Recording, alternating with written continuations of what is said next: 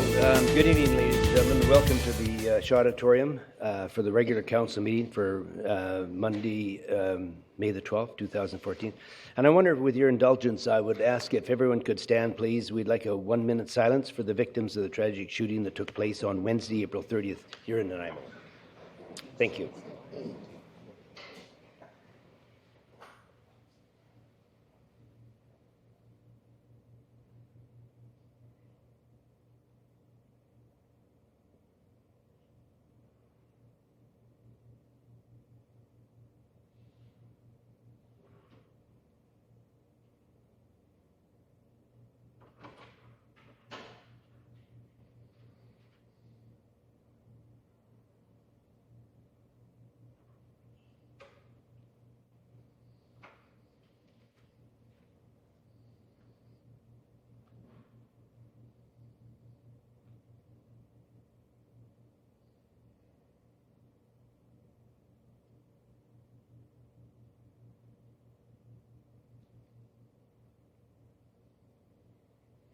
Thank you very much.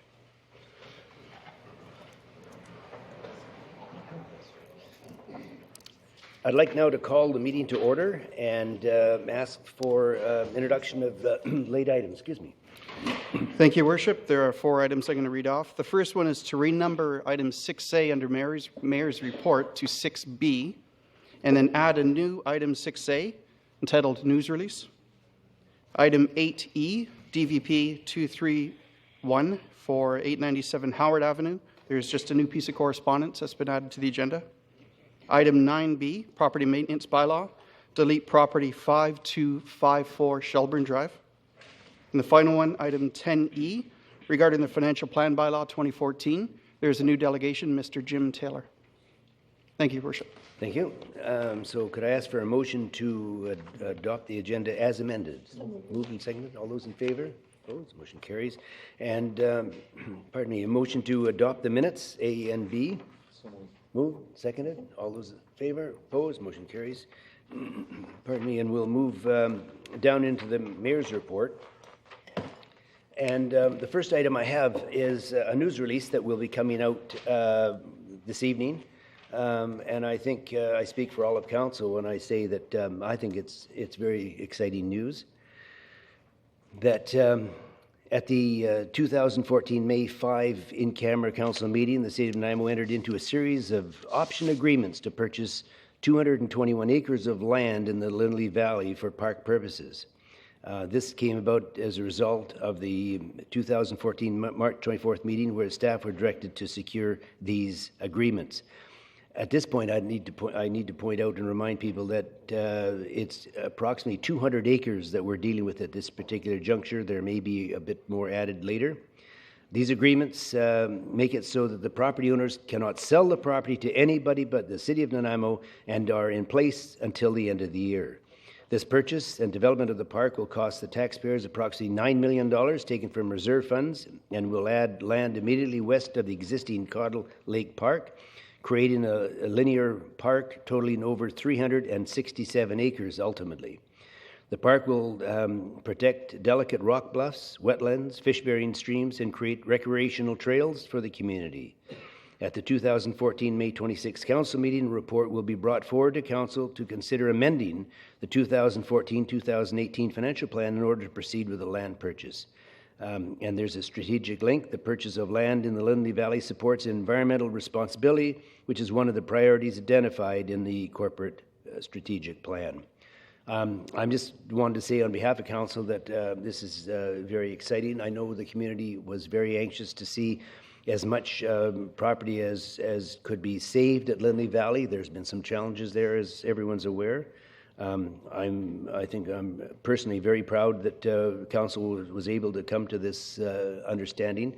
There are still some negotiations left. One particular piece of land won't be finalized until the 31st of July of this year, so we won't know the status of that at this time.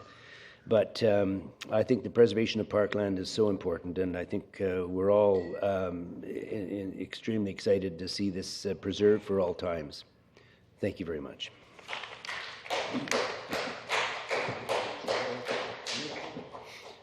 Now, the item 6B is the Nanaimo Mayor's Youth Advisory Council announcement. And I just want to say that it was really quite a pleasure to have great response from the youth of our community. We had envisioned trying to get as many people as possible, young people as possible. I was extremely pleased to see that we were able to garner 28 applications from the community at large, the young people in particular. And it was a very difficult decision to reduce that down to the 12 that will sit on the Mayor's Youth Advisory Council. And so without further ado, I'll just name off the 12 people. Akash Pawar, Alexander Chung, Bree Odgers, Cassidy Sanford, Claudia Thompson, Coleman Capps, Kent McDonald, Mackenzie Cumberland, Madeline Shred, Malcolm Beaton, Samantha Bishop, and Sarah Lumley. So I'm very excited. These young people are very anxious to sit on the committee. It's going to give us on council an opportunity to hear input and ideas from the young people. And I think this is really going to be something that we'd like to continue indefinitely in the future. And I think as long as we have people of this caliber, the 12 that have been chosen tonight, I think we have an outstanding group to work with. I do want to quickly add that I want to thank all 28 who submitted their applications, because it was a very, very difficult choice to make. They were all very passionate about becoming involved. They all saw the need for this, and I was really quite impressed by the caliber of the people that applied. And so to those 28, there'll be other opportunities in the future, and thank you for applying. And remember, there'll be more opportunities coming up, so don't give up on us. For the 12, I look forward to a very early meeting to get to know you and to see what we can do moving forward to get this program started as early as possible. Thank you.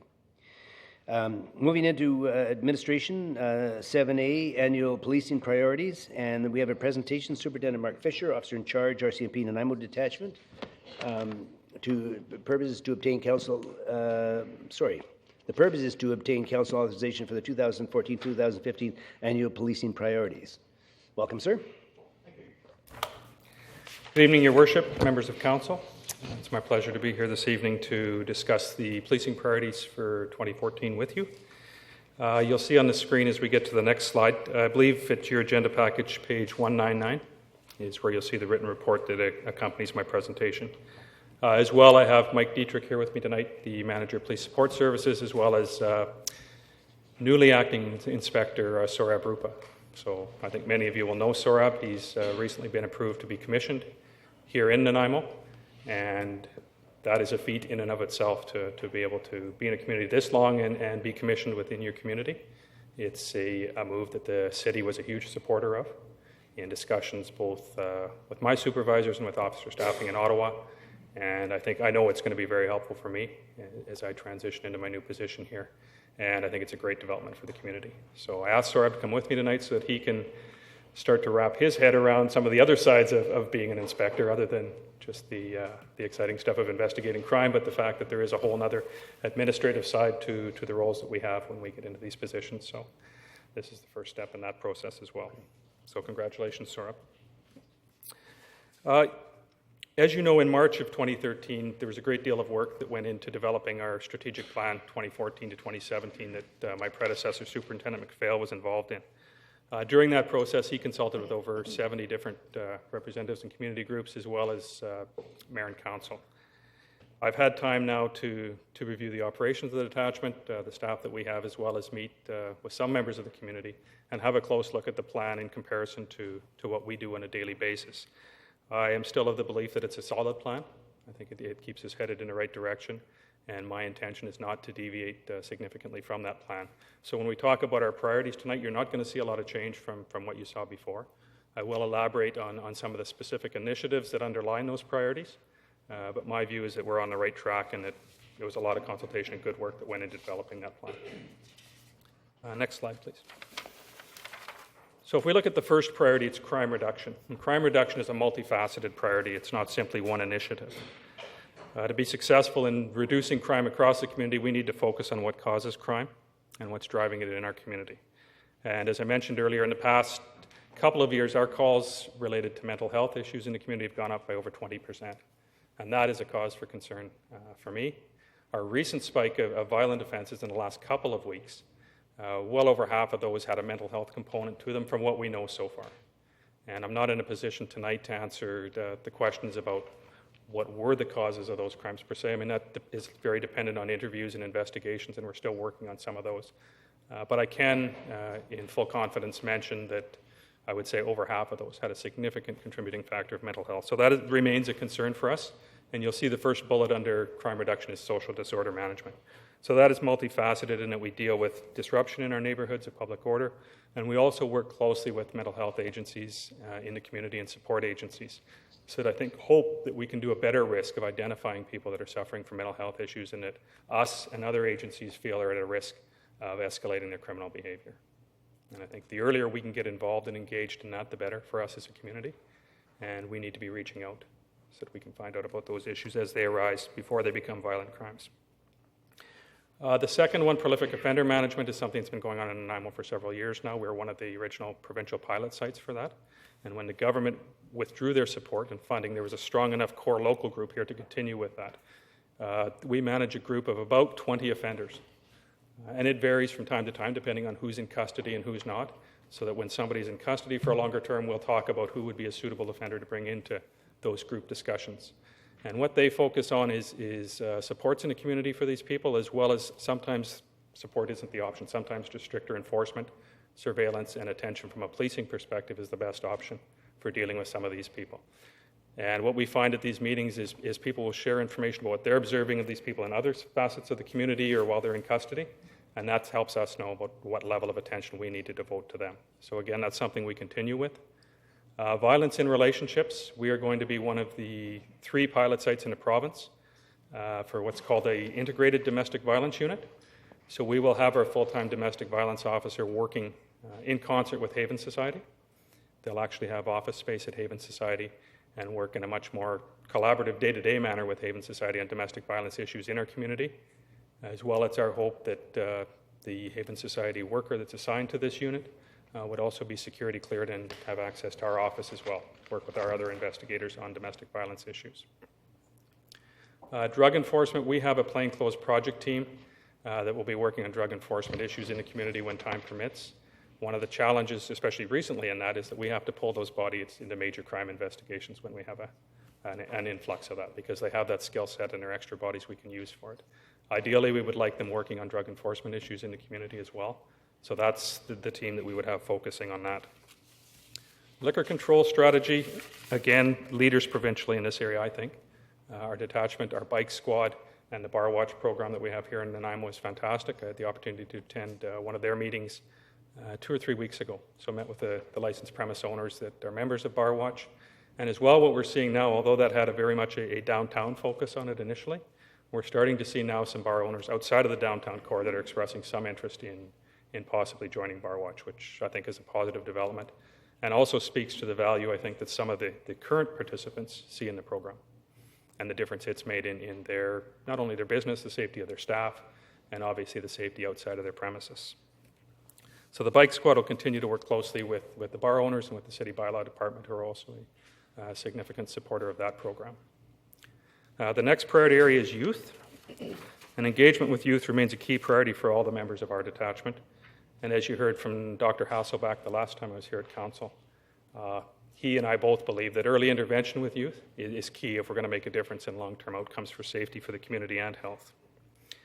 Our youth school liaison officers, bike officers, traffic, and general duty officers all provide instruction in DARE, party program, and youth engagement activities.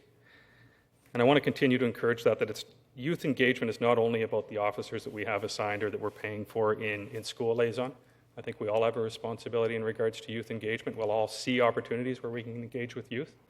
And one example of that was our open house this weekend, where we had hundreds of kids come through in what was a very busy weekend for the city, but great to see so many young families come out and have something to celebrate, something happy going on in the community, and it was fantastic. And fantastic for our guys to see that level of support in the community. I think that was really refreshing for them too, given the last couple of weeks that they've had.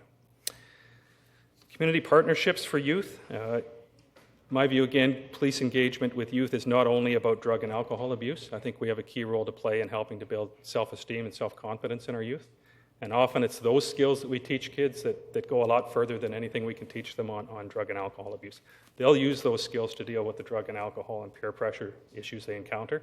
If we can equip them and work with other groups in developing their self-esteem and self-confidence.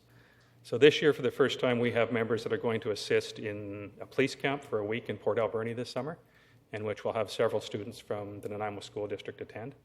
And it mocks a police academy. So the kids are up at 5, 6 in the morning, they're out doing exercise, they're in classes all day, and then we have night scenarios with them. So it's targeted towards high school students and gives them a full week, and then there's a grad ceremony at the end of the week that their parents attend and watch them march and hear a few speeches from the kids about the impact that had on them.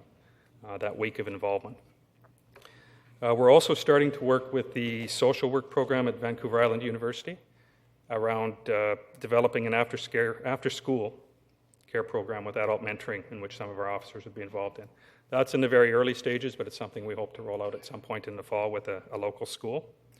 And that'll involve reading, physical activity with the kids, and as well as some community engagement work with at-risk youth.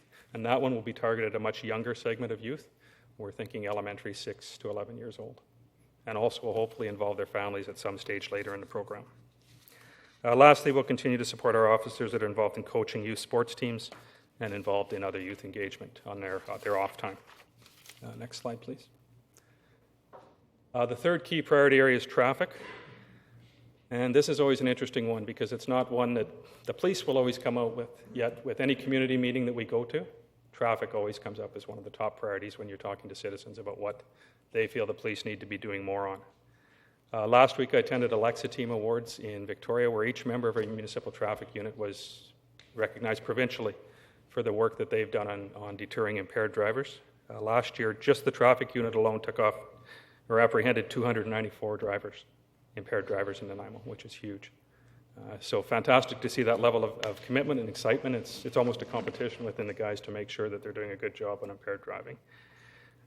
As well, distracted driving continues to be an issue. People on cell phones and iPads or whatever else while they're driving. When we're looking at actual causes of accidents, that's a big driver in the community. So more work on that. And lastly, we will continue to have marine patrols of the harbour, seasonal marine patrols. So we'll be seeking some funding, seasonal policing funding provincially to assist with that. And we have a retired member, Kirby Anderson, that leads our efforts in that area. So those are the priorities that I'm suggesting for this year, obviously subject to your input and approval. And I'm open to any questions that anyone may have. Okay, thank you very much. You know, just before we start the question period, I just want to make a comment that, you know, for the men and women of the RCMP, this has been a very, very difficult week. Actually, the last 10 days, there's been a number of very tragic incidents, crimes of violence in the community, and I think the RCMP did an outstanding job throughout. I'm reminded that in all cases, these were targeted in the respect that the people, the perpetrator knew the victim in every single case, and I think it says volumes to the RCMP and to you, sir, for your management that within 1 hour, every single perpetrator was in police custody of all these incidents, and that speaks well to what you're doing and what the RCMP is doing in Nanaimo, and I thank you for that. Councillor Patchy. Thank you. Thank you, Superintendent. One observation and a question.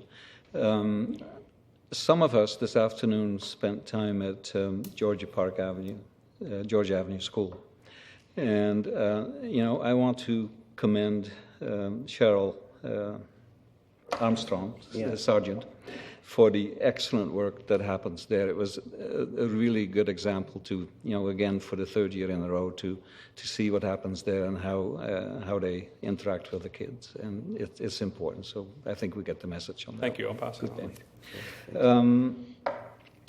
Probably a provincial issue, but I was interested to hear your opinion on what's happening in our jail with regards to a therapeutic community. where people try to help each other, and once they get out of jail, they are supposed to do better. Do you have any comments on that? My comment on that, I mean, I know it's held out, and I base this more on my experience when I was the provincial liaison officer. That was held out as an example of my view where corrections wanted to go eventually, and that they found great success in that model.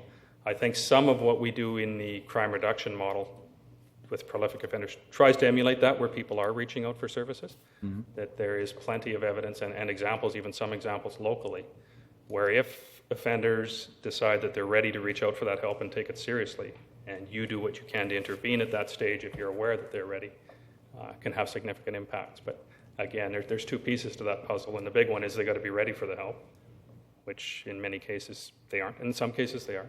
And secondly, you've got to be in there in a timely manner when they are ready, because that window can often be very short.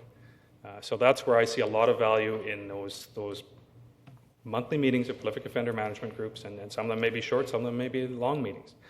But at least we're not working at cross purposes, and what you see in some occasions is someone will have a bed and a treatment program set up for somebody, and they won't be communicating with another agency, and we will pick somebody up on a minor breach or public disorder offense and think we're doing the right thing by putting them in jail. Now they've missed out on a bed or a program that was months in the making. So the value in working together on that is that communication piece, and can have significant results.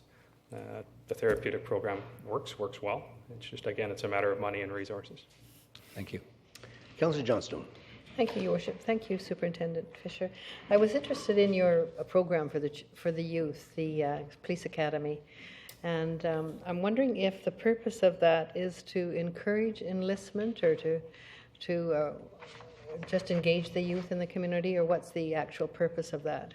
I think it's going to be a wonderful program, and It's more to engage them. I mean, you get the odd one that will follow through and become a police officer, or will get involved in, actually more so in the volunteering in the reserve program with policing, or in another community agency. I think it's more around creating sense of community. And also for some of them, they haven't had that kind of structure in their lives. So you're giving them a week of structure, and a week of I think, in many cases, the kids that you hear get up and speak at the grads are not the top student or the academic or the A student. They're the kid that came from a high-risk family and has had a very difficult life.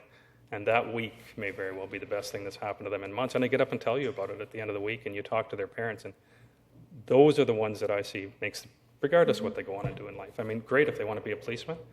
I would rather see them be a functional community member at the end of the day, and that's the value we see in the program. I think it's excellent. My husband attended Camp Vernon as a cadet, and I think this program could grow the same way, and I think it's kudos to the force. Thank you. Are there any other questions from council? Seeing none, I just wonder if there's a motion here, but before we make the motion, I just wanted to, again, thank you for the presentation. It's very interesting information, and continued luck. I'm pleased to know that a lot of the priorities that have been previously set, you're going to continue on with. I think that's very important. There's a motion? Moved, seconded. A motion that council adopt the RCMP's 2014-2015 annual policing priorities as the council's annual policing priorities for 2014. Moved and seconded. All those in favor? Opposed? Motion carries. Thank you, sir. Moving into corporate services, 8A, 2013 Annual Parking Reserve Fund Report. Purpose is to obtain council approval for the 2013 Annual Parking Reserve Fund Report. Your Worship, I'll move that council approve the City of Nanaimo 2013 Annual Parking Reserve Fund Report for filing with the Ministry of Community, Sport and Cultural Development. Okay, and seconded by Councillor Brennan. Discussion? Seeing none, all those in favor? Opposed? Motion carries. 8B, the 2013 Development Cost Charge Reserve Fund Report.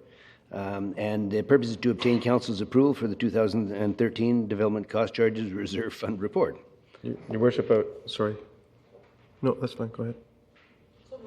Okay. Is there a seconder? Councillor Besser? Yes. Moved and seconded. Any discussion on that? Seeing none, all those in favor? Opposed? Motion carries. Okay. And now into 8C, Development Permit DP 870 at 1960 Boxwood Road. Purpose to obtain council authorization to issue a development permit for a two-story warehouse facility, which includes accessory office/showroom space with one proposed variance. And there's a recommendation on that. Your worship, I would so move the council issue development permit number DP 870 at 1960 Boxwood Road, subject to an access easement agreement with 1950 Boxwood Road, including the following variants. Reduce the required rear yard setback to 0.77 meters. Okay, moved and seconded. Discussion? Councillor Kipp. Oh, no, Your Worship, just more to the point of the Boxwood Road and the sidewalk issue. It doesn't pertain to this, but we need to look at getting some sidewalks along Boxwood Road up to the Northfield Road area. It's hugely important. I've had a couple of calls from people now about this and another development going in that area, and which is excellent. We're growing in that area, but we do have to look at the safety along that exit road from Nanaimo. Good point indeed. Councillor Anderson. Thank you, Mr. Chair, and similar to Councillor Kipp's comment, and just to let Council know that the Transportation Advisory Committee is looking at this issue and should have a report in front of it in June to have a recommendation come forward to Council. Great. Thank you very much. No further discussion. It's been moved and seconded. All those in favor? Opposed? Motion carries. Moving into item D, Development Variance Permit DVP 230 at 1275 Island Highway South. Purpose to obtain council authorization to permit a rooftop sign. And at this point, it's requested that council hear anyone wishing to speak with respect to this DVP 230. Is there anyone in attendance tonight that would like to speak to matters related to DVP 230? Your worship, I would move that council issue development variance permit number DVP 230 at 1275 Island Highway South in order to allow a fascia sign above the roof line. Seconded. Moved and seconded. Discussion? Councillor Patchy. Thank you, Your Worship. Just a question to staff. This is the second occasion that we're asked to approve something that is legally non-conforming at this point, I believe. Is it not? Let me rephrase that. We did Tim Hortons, 2 months ago? And now we have this one. Do you have any idea what might be coming our way in this way in the future? Your Worship, I'm certainly not aware of any other applications that we have in stream. Possibly council may recall there was another application for the A&W in the north end just recently. So both A&W applications have to do with changing out the existing signage in favor of new corporate. It's a new logo change. New corporate logos, that's correct, Your Worship. The other location at Tim Hortons was the actual, they had done a facade improvement which resulted in the parapet being above the roof line. But I wouldn't categorize it as a trend, no. Okay, thank you. Okay, I see no further questions. All those in favor? Opposed? Motion carries. Moving into Development Variance Permit DVP 231 at 897 Howard Avenue. Purpose is to obtain council authorization to vary lot depths to complete a 30-lot subdivision. And it's this point. We're asked if it's. I'm asking if there's anyone that would like to speak to council regarding this DVP 231. If you'd like to come down, please. Well, first come, first serve. Come on down. Good evening. I'm extremely nervous, so please bear with me. No, that's fine. We just need your name and address for the... I'm Linda Olson, and I live at 901 Howard Avenue, which is basically across a gravel road, which will someday be 8th Street, to the subject property. I trust you all got my letter today that I had very little time to write and send to you, as we've had a week notice of this, and having seen that you have received correspondence from 46 of the residents of Eagle Heights, I am absolutely outraged that we have only had a week notice about this. I personally spoke to the realtor who has been handling the sale of this property almost 2 years ago, and that's the last I've heard of anything until we got this. And I have to say, if they got it at the same time as us, I really admire them for being able to get 46 people together in less than a week, because I sure as hell couldn't do it. I hope you've read my letter, and a lot of my concerns are with respect to parking and how dangerous that road is, because the people who do live in Eagle Heights, whether they be the residents or whether it is whether it's the owner or the residents, they all park on the street. Those streets are full right up to the corner of 8th and Howard, which is where I live. on both sides. A lot of times they park in front of my house, whatnot, and it is a considerable concern of mine playing chicken with the bus coming home when it's a snowy day. In fact, even on a good day, there's cars parked all over the place. These lots are very tiny. I don't know if you're aware of certain other areas in the city that have these small lots. As I said in my letter, most people have 2 vehicles. Some people have boats, they have RVs, they have this, that, and the other, which leaves no other place for the vehicles to park but on the street. Also, I noticed on the proposal that they are intent on putting 8th Street through, but I want you to realize it's only half. It is only half of 8th Street that's going through, not the entire 66 feet or whatever the bylaw says that it has to be in order to have a proper road in there. And I feel personally, I'm outraged that I have not had more time to prepare. I've only had time to speak to 2 residents and 1 builder across the street who's not very happy either, because they certainly weren't given this opportunity to cram, another 30 houses into their area. And I just feel that if it's passed, it's irresponsible. There's problems up there already, and to carry on with that, I just don't feel is right. I feel it's irresponsible. Thank you very much. Thank you. No questions? Thank you. No. Yes, come forward, ma'am. Good evening. I'm Julia Schliemann. I live at Unit 16, 855 Howard Avenue. I share many of the concerns with the previous speaker, particularly the amount of, the size of the lots. 60% of them end up being below the minimum lot size of 500 square meters. We all know the laws of averages. 4 outliers is causing the rest of them to be okay. I really don't think this 30-lot subdivision is in the true spirit of R1 zoning. It's squeezing out every last potential lot and not giving any respect to the trail system, unofficial, that we have at the west end of the property, which we at Eagle Heights would very much like to see maintained. I feel that since all these lots do meet the bylaw for the potential of having suites, we could be talking up to 60 units on this 5 acres. That's what we have at Eagle Heights, and our parking is terrible. We have 1 parking spot, maybe 1.5 per unit, and if they're gonna have suites over there, then you're talking up to 4 cars per unit. That's a ton of street parking, that's a lot of city services going to those lots.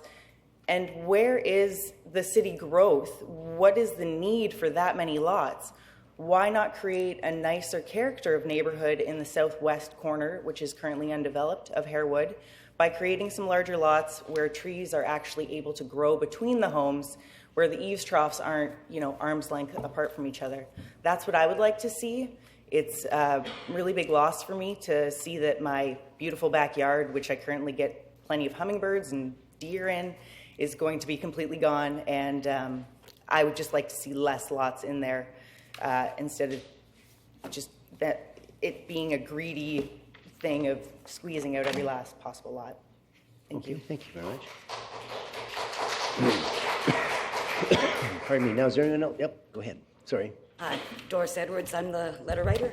Okay. I also live at Eagle Heights, and I've talked to almost every single person there, and every single person that lives there is so upset about this. This has been 30 years. Our development's been there. The trees have been there, the habitat, the wildlife. We've already got a problem with cars, as has been noted. And my question is, can we get the developer to provide a fence? Because these trees are going to come down.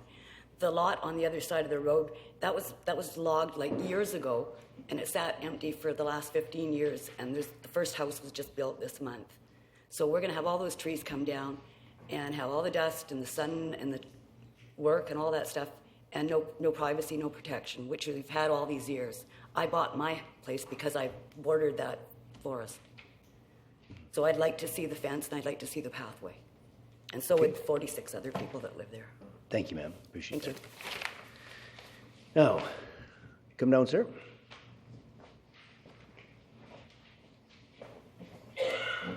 Mayor, Council, my name is Evan Hogarth. I live at 876 Howard Avenue, which is directly across from where this road is going to come out of this proposed subdivision. I received the notice of development variance permit last week as well in the mail. I'm not sure why a sign was not put up or more notice was not given to the residents of my street. I'm against varying the lot sizes as proposed. In the past 4 years, 2 different subdivisions have been put in the corner 8th and Howard. Of the 26 new building lots generated in these 2 subdivisions, only 2 homes have been completed and 1 is under construction now. The remaining 23 lots have been left abandoned, unlandscaped, and uncared for. They are breeding grounds for Scotch broom, blackberries, and other invasive plants. There is garbage and abandoned real estate signs and discarded construction materials on these lots. They are an eyesore and a detriment to the community. There is not a lack of building lots in the area, and certainly the rules do not need to be varied to maximize the number of empty, weed-filled lots in the area. The 800 block of Howard Avenue, as also was mentioned by the other people, has an existing parking issue. 1 lot north of the proposed subdivision is an existing townhouse complex, followed by an apartment. These existing developments do not have enough parking for the residents. The east side of Howard is filled with parked cars.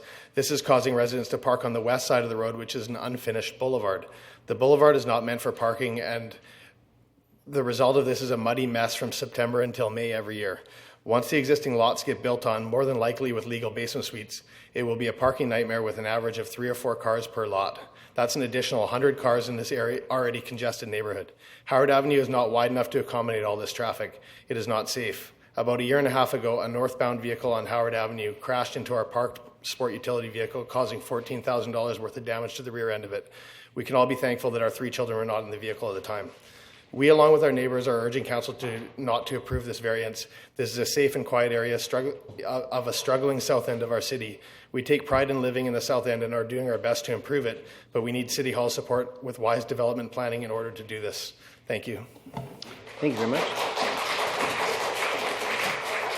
I also have some photographs of the existing lots, the empty lots Okay, that are you can there. leave it with staff over there if you would. Okay, great. Please, thank you. Thank you.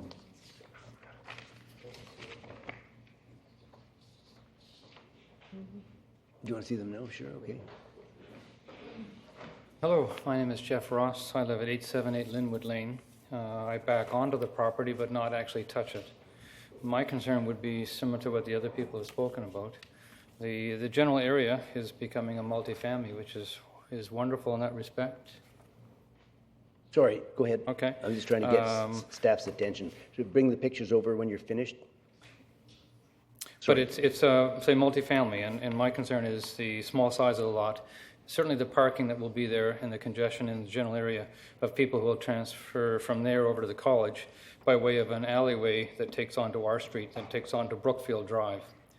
I back onto another property, which is on 850 Brookfield Drive, and that's zoned for 16 units currently up for sale. So I will be surrounded by multifamily, and in most cases, I think that the use of the property could be perhaps not as dense. The question I would pose would be, is the property going to be clear-cut and start over, or will there be any mature trees left? I too enjoy the parkland that's there. And the last question I would have perhaps is, there's a park going to be left in this area. I presume park definition would be for children perhaps, but will that be clear-cut and just playground equipment, or will it be mature trees there to actually at least have some wildlife area around there? Well, maybe I just asked Mr. Lindsay, is there a staff comment on that location? Sure, Your Worship. What I would say is we're very early in the subdivision approval process, but if you look on your agenda on page 219, there's a conceptual layout of the subdivision. To this point, staff are looking at taking 5% of the land, the maximum allowed under the legislation, and looking at the area in the southwest corner as a potential location for that park. It would end up being approximately 1,000 square meters in size. Okay. Do you know if that's set in stone as to its location, or would it be moved as the development changes? And would it be clear-cut, or would it actually have some natural trees that exist there now? Sorry, Lindsay, go ahead. Certainly, as I was mentioning, it's very early in the process. It's a conceptual plan that we're working with at this point. We work with other partners, including the Parks Department, to identify the location for the park, and then the ultimate use for the park dictates how it's developed. So if the intent is for a tot lot or a playground, it may be that there's some tree removal. On a property that size, in my opinion, there'd probably be ability to do both, have some cleared area and to allow for some tree retention. Would that likely come back to council? Or would we as local citizens have any matter to speak on that? Mr. Lindsay, that's a good point. No, Your Worship, that's at this point the approving officer We'll take it over. would make that call. Yep. Last comment I would make would be that if the one side of 8th Street is developed and has variance allowed, then the other side would likely be allowed as a precedence. And then I'm sure it would carry on right up 8th Street. So my concern would be overabundance of homes in a small area, and I would suggest that the variance not be allowed as put forth. Okay, sir, before you go, is there a question for staff? It's or for to staff. To staff. Okay, thank you, sir. Councillor Patchy. Thank you. In the attachment that we got today on page 10, I think it is, of the Green, there's a petition, sort of, and there's a paragraph in that I find interesting. It says, in lieu of our opposing the variance permit and before this project proceeds any further, and while still in the design phase, we would appreciate the developer give consideration to our following request, that the developer erects a 6-foot fence the length of the property on its north side and maintain this said fence in the future. That the developer provides and maintains a pathway along the western or top side of the property to give us continued access to the trail system. So my question would be to either staff or to the proponent, if he's willing to answer that. I'm not sure the proponent was aware of this request, and I should like to have a reaction to it one way or the other. Mr. Brown, you want to respond to that, please?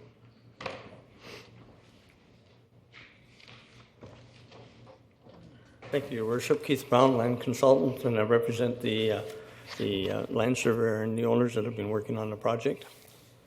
I've got a submission here, if I can just circulate it to you. And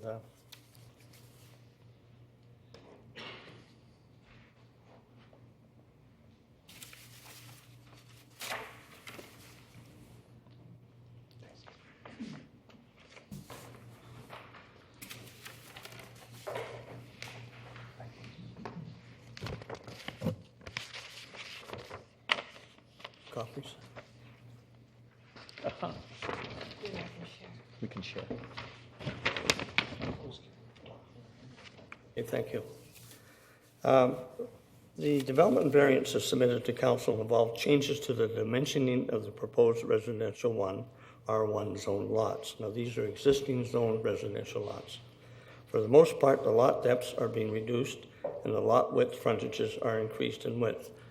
Now, why we're doing that is because it gets a better yield in terms of and design layout. There's benefits to this.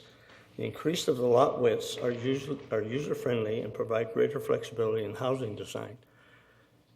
What happens if you have a narrower lot, you obviously have a narrower opportunity in terms of designing options for a house, including the layout. Having increased road frontage actually gives you the opportunity to put another car on the property or to actually have a better layout for your home on the lot or for footprint of the house itself in the floor plan. So there's some positive sides to this.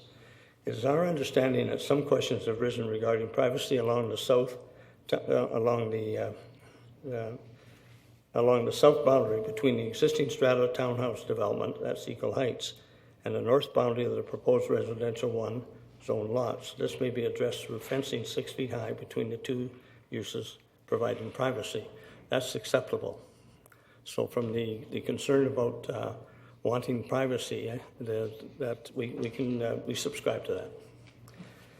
A proposal for a public trail leading from the townhouse development southerly to the new subdivision road is problematic for the following reasons.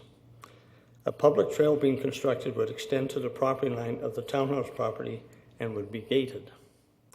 It is questionable whether public funding should be committed to maintaining a trail for exclusive use only of the one townhouse. That's the 61 units. The proposed park within the subdivision development has been dedicated at the corner road intersection of 8th Street with the proposed internal subdivision road. This is in keeping with the Harewood Neighborhood Park or plan park policies. Supporting park at road corners. The proposed park could be shifted to the northwest corner of the subdivision, which will give it a distance of land across their boundary. And if there had to be a wee bit more of easement, we could provide that so you could come through whatever is a practical point into their development. The proposed park could be shifted to the northeast corner of the subdivision, which would provide a trail access within the park dedication. Now, what's now is we're trying to put a park at the corner to satisfy the neighborhood plan, and the residents want a trail through to their land for access purposes. It makes sense to put the two of them together, and less land is dedicated that the city's going to have to maintain in perpetuity. The proposed park could be, this would be the interest of reduced cost over the long term for maintenance and would accommodate a pedestrian access to the townhouses.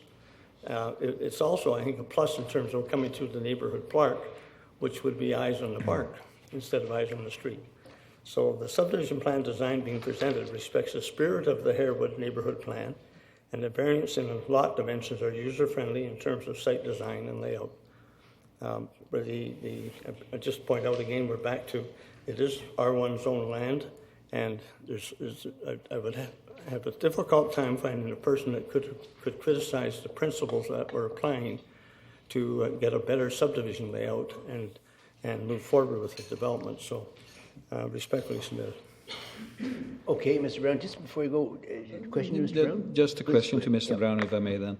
So to reiterate then, you're willing to look after the 6-foot fence? Yes. To keep the separation? Yes. And you think there's a compromise possible by moving the park and making it a joint? Yes, I'd like to see the park up in the corner of the property instead of the bottom corner and the top corner, which gives you some distance across the back then, and then it serves the apartment site to the north. Okay, thank you. Councillor Johnstone. Thank you, Your Worship. Mr. Brown, one of the concerns of the Eagle Heights residents was they were going to lose access to the trail system.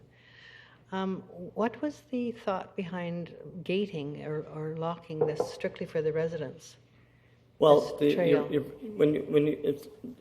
I'm taking the comment respectfully of the residents. I think there's a suggestion that the trail comes from up the street and into their property through a portion of the land bank. And then it would come to their property. It won't be an open gate. It'll be a gate for the town housing project. If they were to provide, trails usually go beyond. Mm-hmm. So in that case, if there was another trail there, I could pick up on the argument and say, well, we've got to line up with that somehow because it's a trail that we're building on, like the Millstone. There's many trails we're building on. So having said that, but it's not. It's serving one purpose only. It's not serving the community at large. But by bringing the trail over into, moving the park up to the corner and bringing the trail to that, we've got 2 for 1. We don't have a piece of parkland a few feet over and then a park down on the corner. So I think it becomes a win-win rather than dealing with the trail in isolation. And have you discussed that with the Parks Department, in concert with the Parks Department? It just seems strange to me, a trail for the property owners and not be able to be accessed by the rest of the people in the community. That's my point. Our point. It doesn't become an issue anymore if you have the park. If you just take the little localized park and put it up in the corner, up in the upper corner, they just happen to live along the fence line, so there'd be nobody arguing. The way I see it, if they had a gate, an approved gate. Okay. As long as they control their gate on their other side, that means you or I couldn't wander through. Yeah. Okay, thank you. Okay. I think it's a good solution. Yeah, we have another question. Councillor Brandon. I'm just going to pursue this a little bit, make sure I understand it. You're talking about moving the park where it's situated on the southwest corner on 8th and the new road, and moving it to the northwest corner. Northwest corner, yes.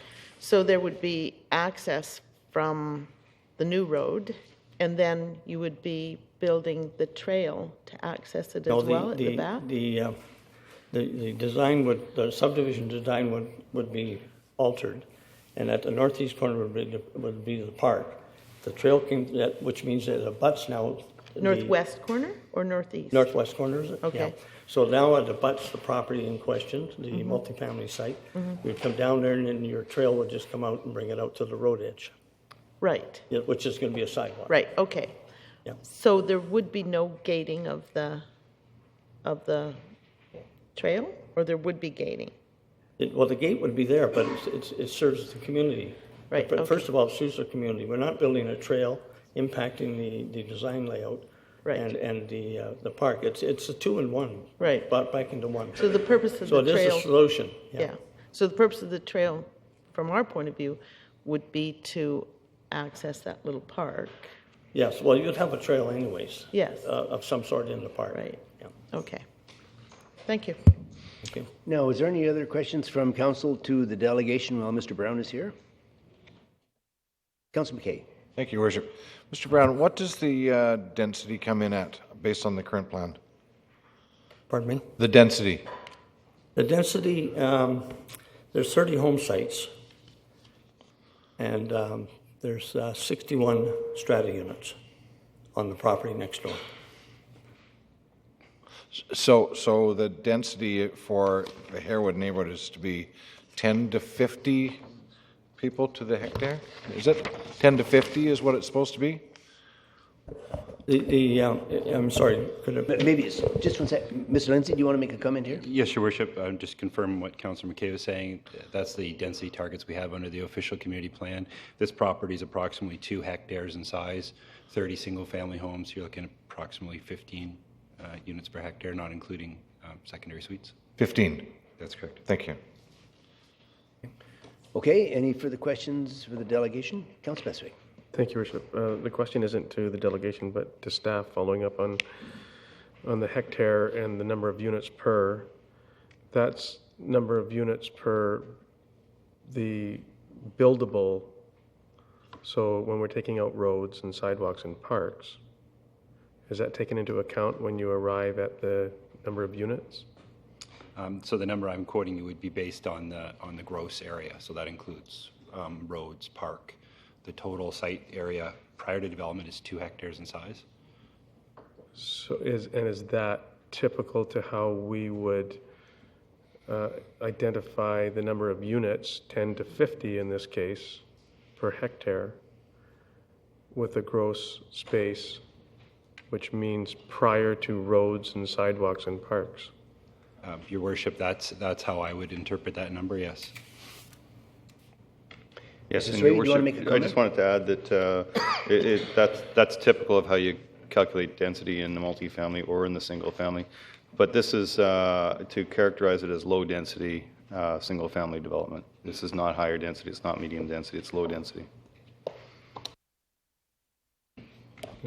Your Worship, just if I may ask another question, please. Thank you. Sorry, Mr. Brown, this is to staff as well, but should this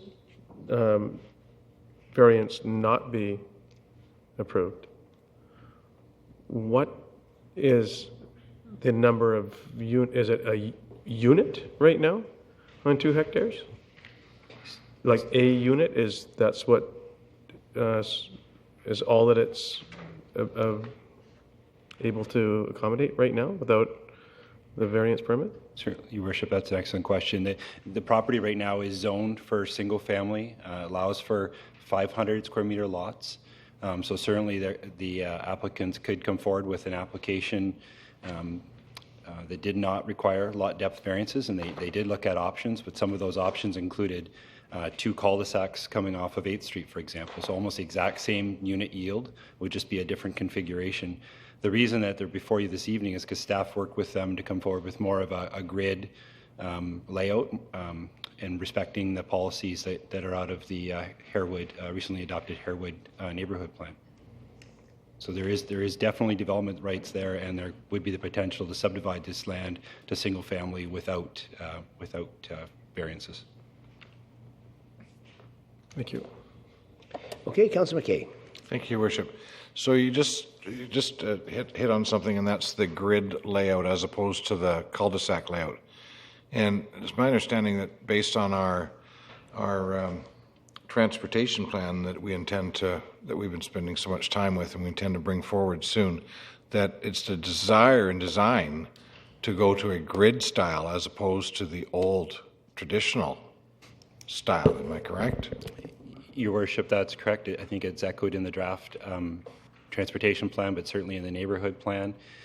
There's a number of reasons why you would look at a grid system. Certainly for objectives from the pedestrian perspective of permeability and walkability, grid neighborhoods offer more walkable communities.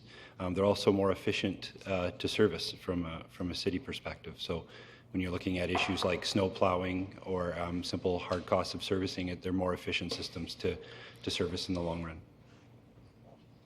Just to follow up, so we're talking about density here.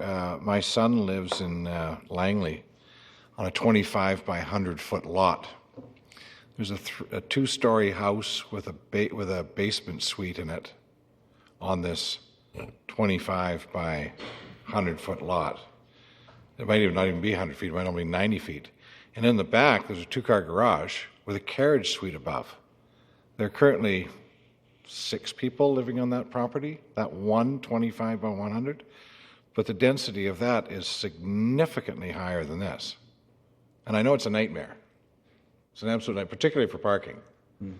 So if I was to compare that street with this one, density of this is what, half, maybe a third what that would be? I think I know the development you're talking about, and I would say it's probably about a third of what you see there. Certainly, as the administrator was saying, from our perspective, this is not a high-density development. It's a low-density residential infill project. Okay, any further questions for Mr. Brown? Mr. Brown, go ahead. I'd just like to do just a little bit of an overview. The townhousing project that's to the north of the property, it's on 61 units on 5 acres or 2 hectares, approximately, just about. And that was property that was built over 30 years ago, and it was under the old multifamily after amalgamation, and that was way out at that time. But as the community developed through the Plan Nanaimo and NAN Plan and NAN Plan and then Plan Nanaimo, as those plans moved forward, they were trying to concentrate on more controlled and planned growth, and that was growing from the center out, and also following the trunk systems, and so that the growth was identified to the north and to the west and to the south. Now we've been experiencing growth to the south through Cinnabar Valley and the southern portions of Harewood. And this is only the natural growth. This is the last infilling that we have in the city of any density. And we're talking about this area now is an area that will be taking subdivisions and mixed-use housing and whatever. To suggest that this is high density or anything is not correct. What I would say, though, is that we've had a very, very successful program in secondary suites, and if this project has a big home on the corner and then 29 new homes proposed, those 29 new homes, I would suggest, including the old ones, so we'll say 50% of that 15, those 30 lots, 50% is 15 lots will probably have secondary suites. That's the name of the game in today's world. Secondary suites are mortgage helpers, and they're a tremendous help in the community. And I knew numerous young people that are bought based on having a suite for a mortgage helper. So that's where the reality of it is. We're not building single family per se. They have the option of taking on a suite. We have an option for the builders of building better,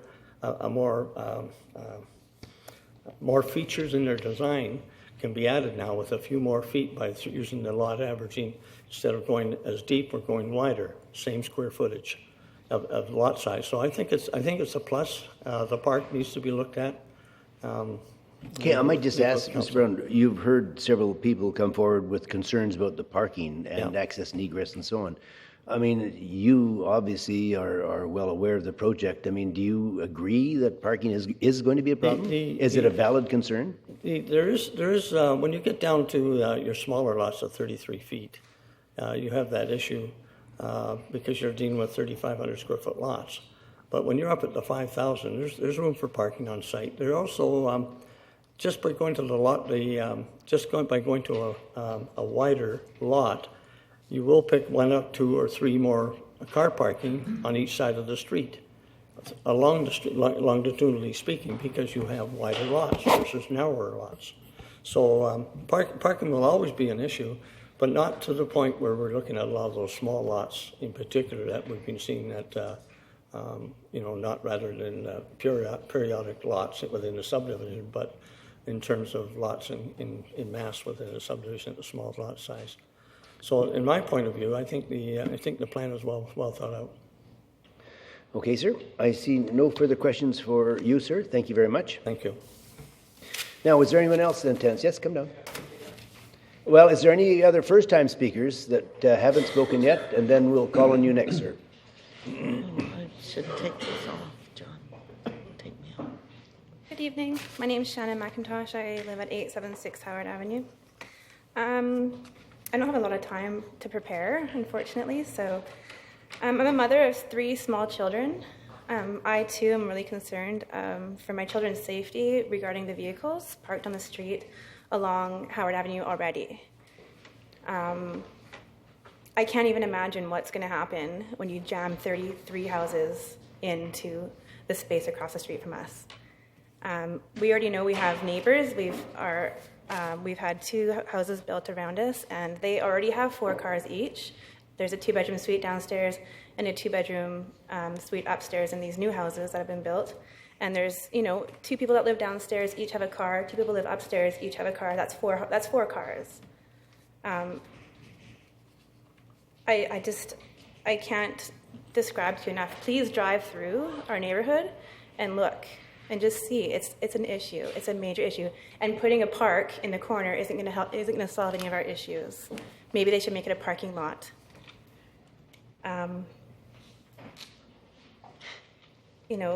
This isn't Vancouver, thank goodness. We pride ourselves on a beautiful city. I would hate to see the densification of Vancouver. People come here and live here and are proud of their city and the greenery, and I live in the South End. I work in the South End. I'm a very proud Harewood resident, despite the prejudices that we face being South End people. My children and I collect garbage on weekends from the sidewalks, from the boulevards. We take care of our house, our gardens. We are very proud South End people. This is not going to benefit our area whatsoever. So please, if there is another option, please don't. There's no reason to approve this variance. I mean, there's other options available to these contractors. All right. Thank you for your time. We have, before you go, for the delegation or for staff? No, that was for before, so never mind. I'll wait. Sorry. You can just take me off the list. Okay. Yeah. And we have Councillor McKay for the delegation or for staff? For the delegation. Good. Go ahead. Don't you ever talk down about yourself by where you live in the South End. Harewood has, in my opinion, and I have not lived in Nanaimo, although we've been connected with Nanaimo. We've had property on Protection Island for 40 years. But I've never seen an area of a community that is as tight-knit and has as strong a sense of community as Harewood has. Be proud of that. Yeah. Thank you. Thank you. For the delegation. Councillor Anderson. Thank you, Mr. Chair. I don't have as thoughtful words as Councillor McKay does, but I would ask if the audience could refrain from clapping. It's distracting when you're listening to delegation, so if you could just please refrain from that, I would appreciate it, and I'm sure the rest of council would as well. Appreciate that. Okay, now is there anyone else in attendance that'd like to speak to matters related to this particular property on Howard Avenue? Come down, ma'am. Well, just a second. Is there anyone else that hasn't yet spoken that would like to speak? There's another one. Anyone else besides you two? Okay, come on down. Then the gentleman can follow you next. What's that? The next contestant. Oh. No, I speak for all of my neighbors. We are not ashamed of the area we live in. We love it. That's why we're here. These lots are approximately 4,900 square feet, whereas right across the street and kitty corner to that property, they're building houses on 7,500 square feet. Lovely, beautiful, big homes. The builders and the developers came, spoke with us, asked us if we were happy. Yeah, no problem. This is what you're building. Great. We welcome more people into our neighborhood, but not like this. The gentleman that spoke on behalf of the developer, on his own admission, he's not building 35 homes, he's building 45. And I'm sure everyone can do the math with respect of the amount of people, the density, the vehicles, the traffic, putting a park in. The reason the park is going there is because that's where all the rock is and they don't want to have to blast. Born there, so I know that's why it's going there. This is a beautiful area. I ask you to really think and look at our area and decide whether this is really in the best keeping of our neighborhood. And so I have things. Thank you. Now, if the gentleman would like to come down, go ahead, sir.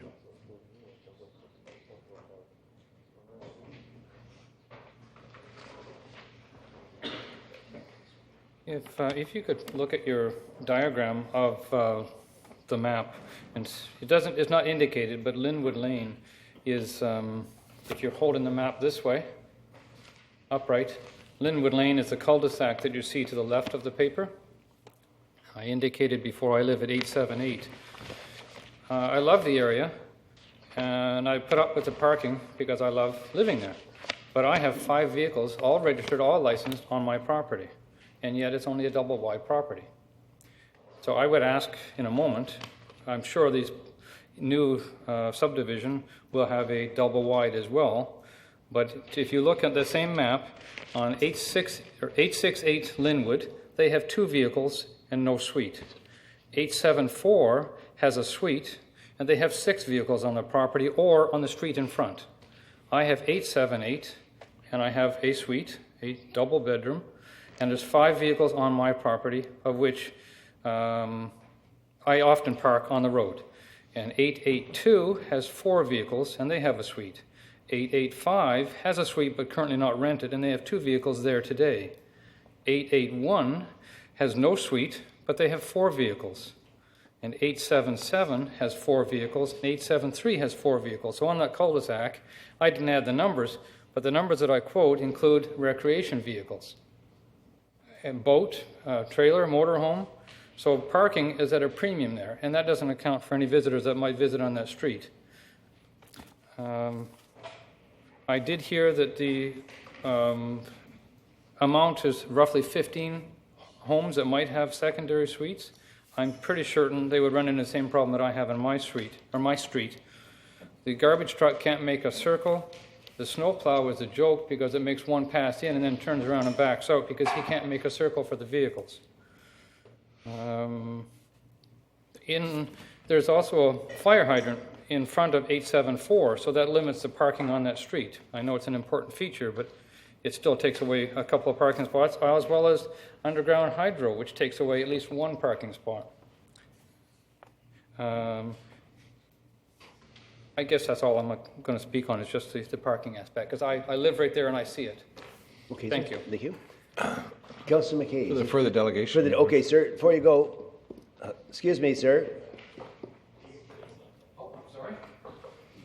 After you speak, if you just wait for a moment, because sometimes it takes I don't get the questions until usually the people leave, so I'm sorry for that. Councillor McKay. Thank you, Your Worship. I just, for the first time, I was in your neighborhood just a few days ago. A co-worker of mine was purchased. It's now your new neighbor.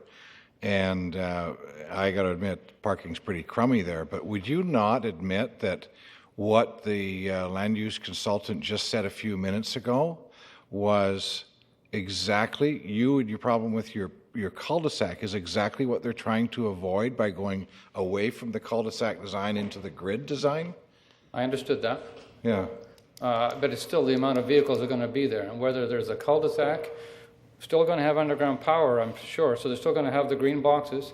They're still going to have at least 1 fire hydrant on that street, so that still takes up another spot. But would you not admit that that would be exacerbated by a cul-de-sac No, design? I'm not suggesting a cul-de-sac. My suggestion was instead of 30 homes, maybe that land use would be appropriate for 25 homes with a little bigger spot in between. Thank you. Okay, no further questions. Thank you. Now, is there anyone else in attendance tonight that'd like to speak to matters related to 897 Howard Avenue? And for the second time, anyone in attendance that'd like to speak to matters related to 897 Howard Avenue? And for the third and final time, is there anyone in attendance that'd like to speak to matters related to 897 Howard Avenue? Thank you for calling 3 times. All I want to say is that I feel that they're asking for variances on the depth and not giving real concessions on the width.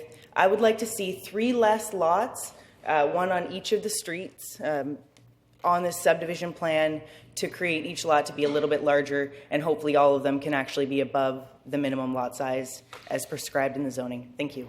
Okay. Now, I have to go through it by regulation 3 times again.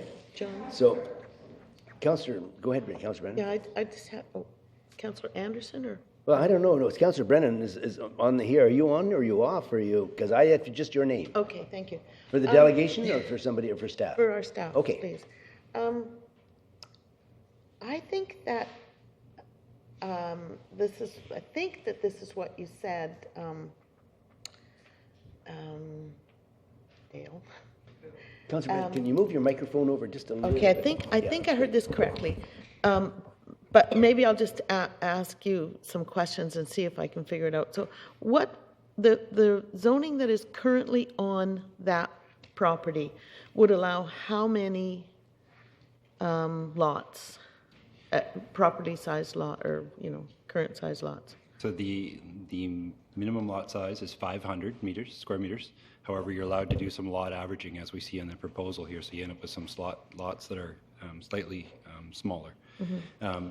I believe that under other configurations, for example, I talked about earlier about using the cul-de-sac model, that you could achieve very similar, if not the same densities. We'd just be using a different road pattern, that's all. Okay. So the answer is currently it would allow around the same, but it would require 2 cul-de-sacs rather than the number of houses, the number of people, the number of cars would be the same, but the configuration of the road would be different. There would be cul-de-sacs as opposed to a drive-through sort of grid. That is correct. Your Worship, in the absence of doing a detailed subdivision layout plan, I can't say for sure, but I would say my judgment would be that it would be very similar within 1 or 2 lots. Okay, so this request by the developer isn't to cut out more lot size. It's in fact to have a different transportation system. That would be... I think that's a very good way of saying it. In fact, I'd go further and say I believe if you left it to the property owner, they probably would have selected the cul-de-sac model. It was only working through staff and our identification of the policies in the neighborhood plan that we're here before you this evening. Okay, thank you. Okay. Now, is there anyone else in attendance tonight that would like to speak to matters related to 897 Howard Avenue? For the second time, is there anyone in attendance that would like to speak to matters related to 897 Howard Avenue? And for the third and final time, is there anyone in attendance that would like to speak to matters related to 897 Howard Avenue? And seeing none, the purpose is to obtain council authorization to vary lot depths to complete a 30-lot subdivision. And if someone would like to make the motion.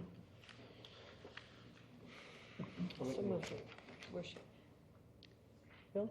Bill, you're going to do it? Councillor Bessig? I made the motion, Your Worship. Second. Okay, moved and seconded. Discussion. We have Councillor Johnson, you're on. No, I was going to... Okay. Councillor Brennan, you're on. Thank you, Worship. The proponent indicated that they would be prepared to construct a 6-foot fence and do some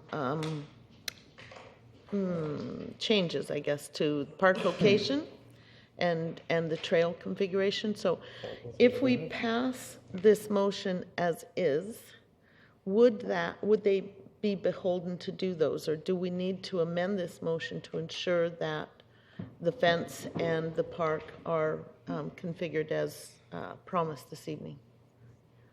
Mr. Lindsay? Your Worship, I would suggest that if council wanted to secure those items, that they would provide that as a condition of the variance. Okay, so could I make an amendment then? Yes. Okay.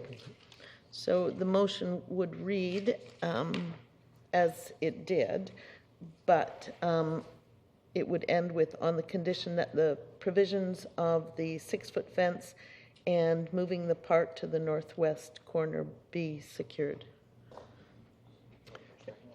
Sorry? And the trail, I think that's included in the park, but with changes to the trail system as well. Ron, you have that? Yes, Your Worship, we have that. So this is an amendment motion that's on the floor now. Just to add to the end of the motion that on the condition that the provision of a 6-foot fence along the shared boundary with Eagle Heights and moving the park to the northwest corner.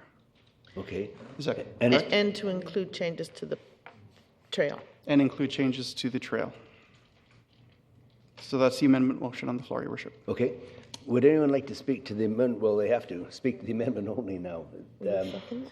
Because I have Councillor Beswick and Councillor Kipp on the amendment, or do you want to come back to the motion? This was not on the amendment, Your Worship. Okay. So on the amendment, it's been moved and seconded. All those in favor? Opposed? Motion carries. Now, speaking on the main motion, and Councillor Brennan, did you have anything further on it? Okay. Councillor Beswick. Thank you, Worship.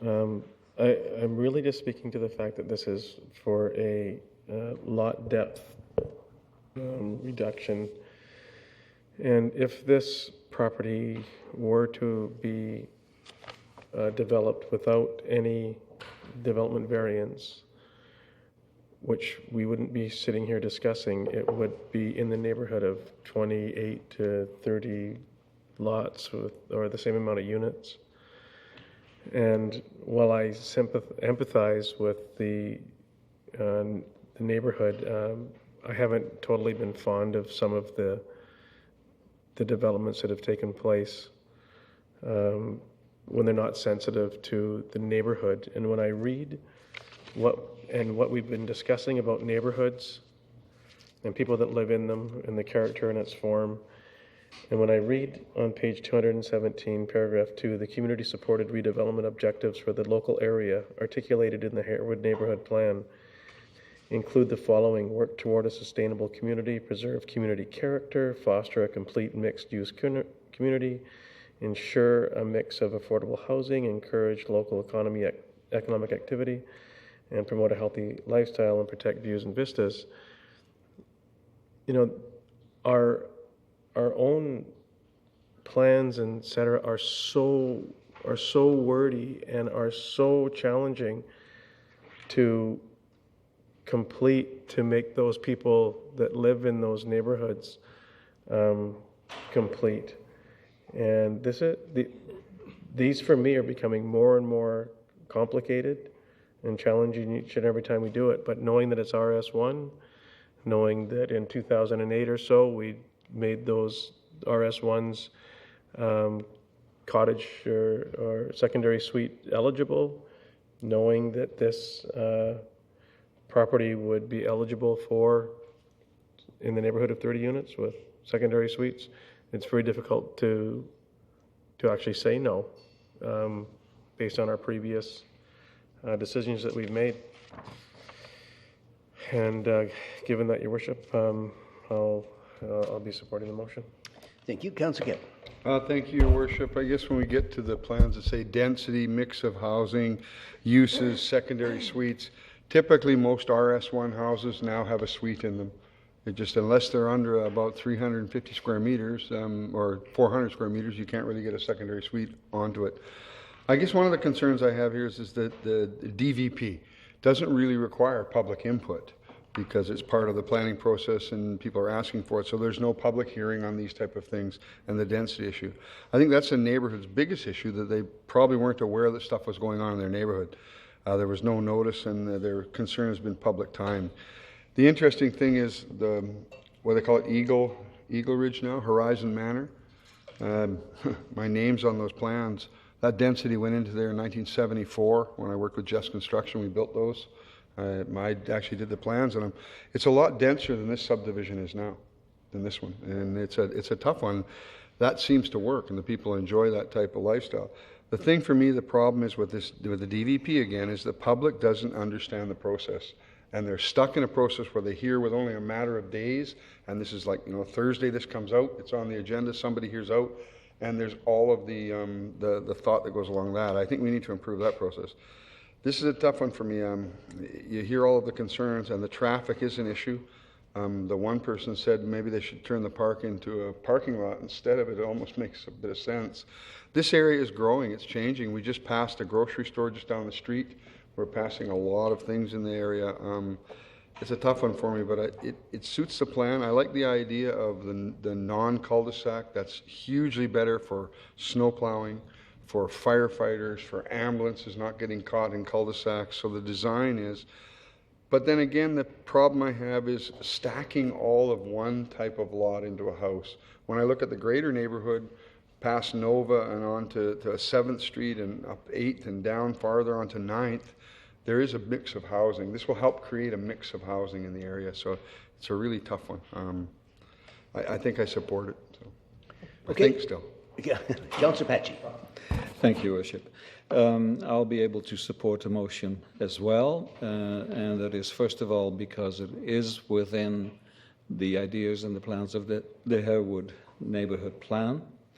I don't know how many of these people had input in it, but the ink is barely dry on this plan, and a lot of public input was obtained over the almost year that this plan was in the making. The density is within the plan. I'm happy with the willingness of the proponent to make the changes that were asked for the fence and the getting together of the path and the park. So other than to echo what Councillor Kipp said, that, I would much prefer a different kind of mixed neighborhood than the cookie cutter type that might very well come out of this, with due respect to the proponent. But there's nothing in the neighborhood plan that prevents me from voting for this, and so I'm going to have to do that. Thank you. Councillor Johnstone. Thank you, Your Worship. Well, I'm gratified that the proponent has agreed to the changes that were requested of him by the people in the neighborhood. I'm sure there's going to be a high sidewalk system in front of there'll be sidewalks built in front. As well, I would hope that we would monitor the traffic concerns that have been expressed, and perhaps in the future, if there does seem to be an issue with too many cars or whatever, to put in some traffic calming measures such as speed bumps or whatever. Take a look at that in the future. And I will be supporting it, Your Worship. Okay, I see no further comments now from council. I also will be supporting it. So it's been moved and seconded. All those in favor? Opposed? Motion carries. And moving into development variance permit DVP 232 at 3500 Osprey Lookout. Purpose is to obtain council authorization to vary the required side yard setback in order to facilitate the siting of a heat pump. It's requested that council hear anyone wishing to speak with respect to DVP 232. Is there anyone in attendance that would like to speak to 232? Good evening, Your Worship and Council. My name is Derek Blackwood. I am the homeowner at 3500 Osprey Lookout. I came before council on April 28th requesting the variance to allow our heat pump in the side yard. Tonight I've created a small presentation to reflect that request. Just to start as a summary, first slide is say I do want to install the heat pump on the south side of the property, which is in the side yard of the house. Our house currently faces west. The variance is for 1.6 meters. Our side yard is about 3.6 currently. The unit we have picked is fairly narrow and it requires a small setback from the house as well. The main struggle we had with the location of the heat pump is the sloping yard of the property. It drops down very fast in the front. They've made a nice small level spot for the house and then continues to drop in the backyard. We do have a privacy fence on the side yard from the neighbors, plus we also have gated in the front of the house as well. I've spoken with our neighbors in the area, and I've also received written consent from the neighbor on the south side immediately next to the heat pump. For my second slide, I have just a shot of the site layout. The red squares represent the location of the heat pump proposed. You can see there's quite a bit of space in the front and the backyard. The house is fairly centered on the lot. You can see by this picture the side yard is 3.6 meters. The south side of the house is also where our main living rooms are and our family room. So in order to have an efficient heat pump, it has been recommended by our contractor to keep the outside unit as close to the areas that we'll be living in as well. For my next slide, I've kind of taken a satellite view of the two houses. My house is currently at the top, and this is our neighbor to the south, immediately below us. I've kind of circled on our area the proposed location of our heat pump. Due to our house being centered in the lot, you can see the location of the heat pump is actually beyond the backyard of the house. The neighbors also have a heat pump as well in the side yard, and theirs is actually in front of ours as well. This is a shot from the street, and as you can see that how the property slopes down right away. We have the 6-foot fence gated across, and the little kind of white areas to kind of represent where the heat pump would actually be located. You can see the chimney from the existing fireplace that was removed when the house was newly built, and the 6-foot fence pretty much covers the unit, which only stands 39 inches tall. This is just kind of a shot of the actual statistics of the unit. When dealing with the contractor, we wanted to pick a very efficient unit, something that was quiet, but also was expandable as well. The current decibel rating of this unit is 65 decibels for the outside unit. It is only, I think it's about 13, where's the height? It's about 13 inches wide. So it stands 39 inches tall, and the fan is actually vertical and blows horizontally. Mostly I'm here to answer any questions that council may have in regards to my variance. Okay, I have just one quick question for you. That in Figure 2, the aerial image, you should show your heat pump as a tiny little circle, and your neighbor's is a huge, big, humongous. That is true, yes. No, I'm just curious. You know, I mean, absolutely. Is this to scale? I would say it's not quite to scale, I see. But you can actually notice their heat pump from the satellite image, where ours only being about less than 14 inches wide would be a lot harder to see. Okay. Well, that sounds fine. Suspicious, but it sounds fine. Anyway, I see no further questions from council. Councillor Brennan, go ahead.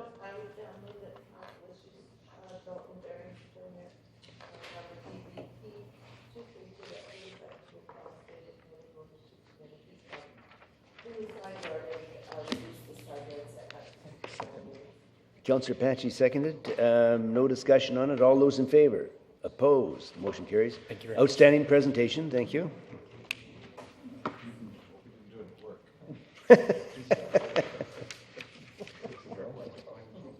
My goodness.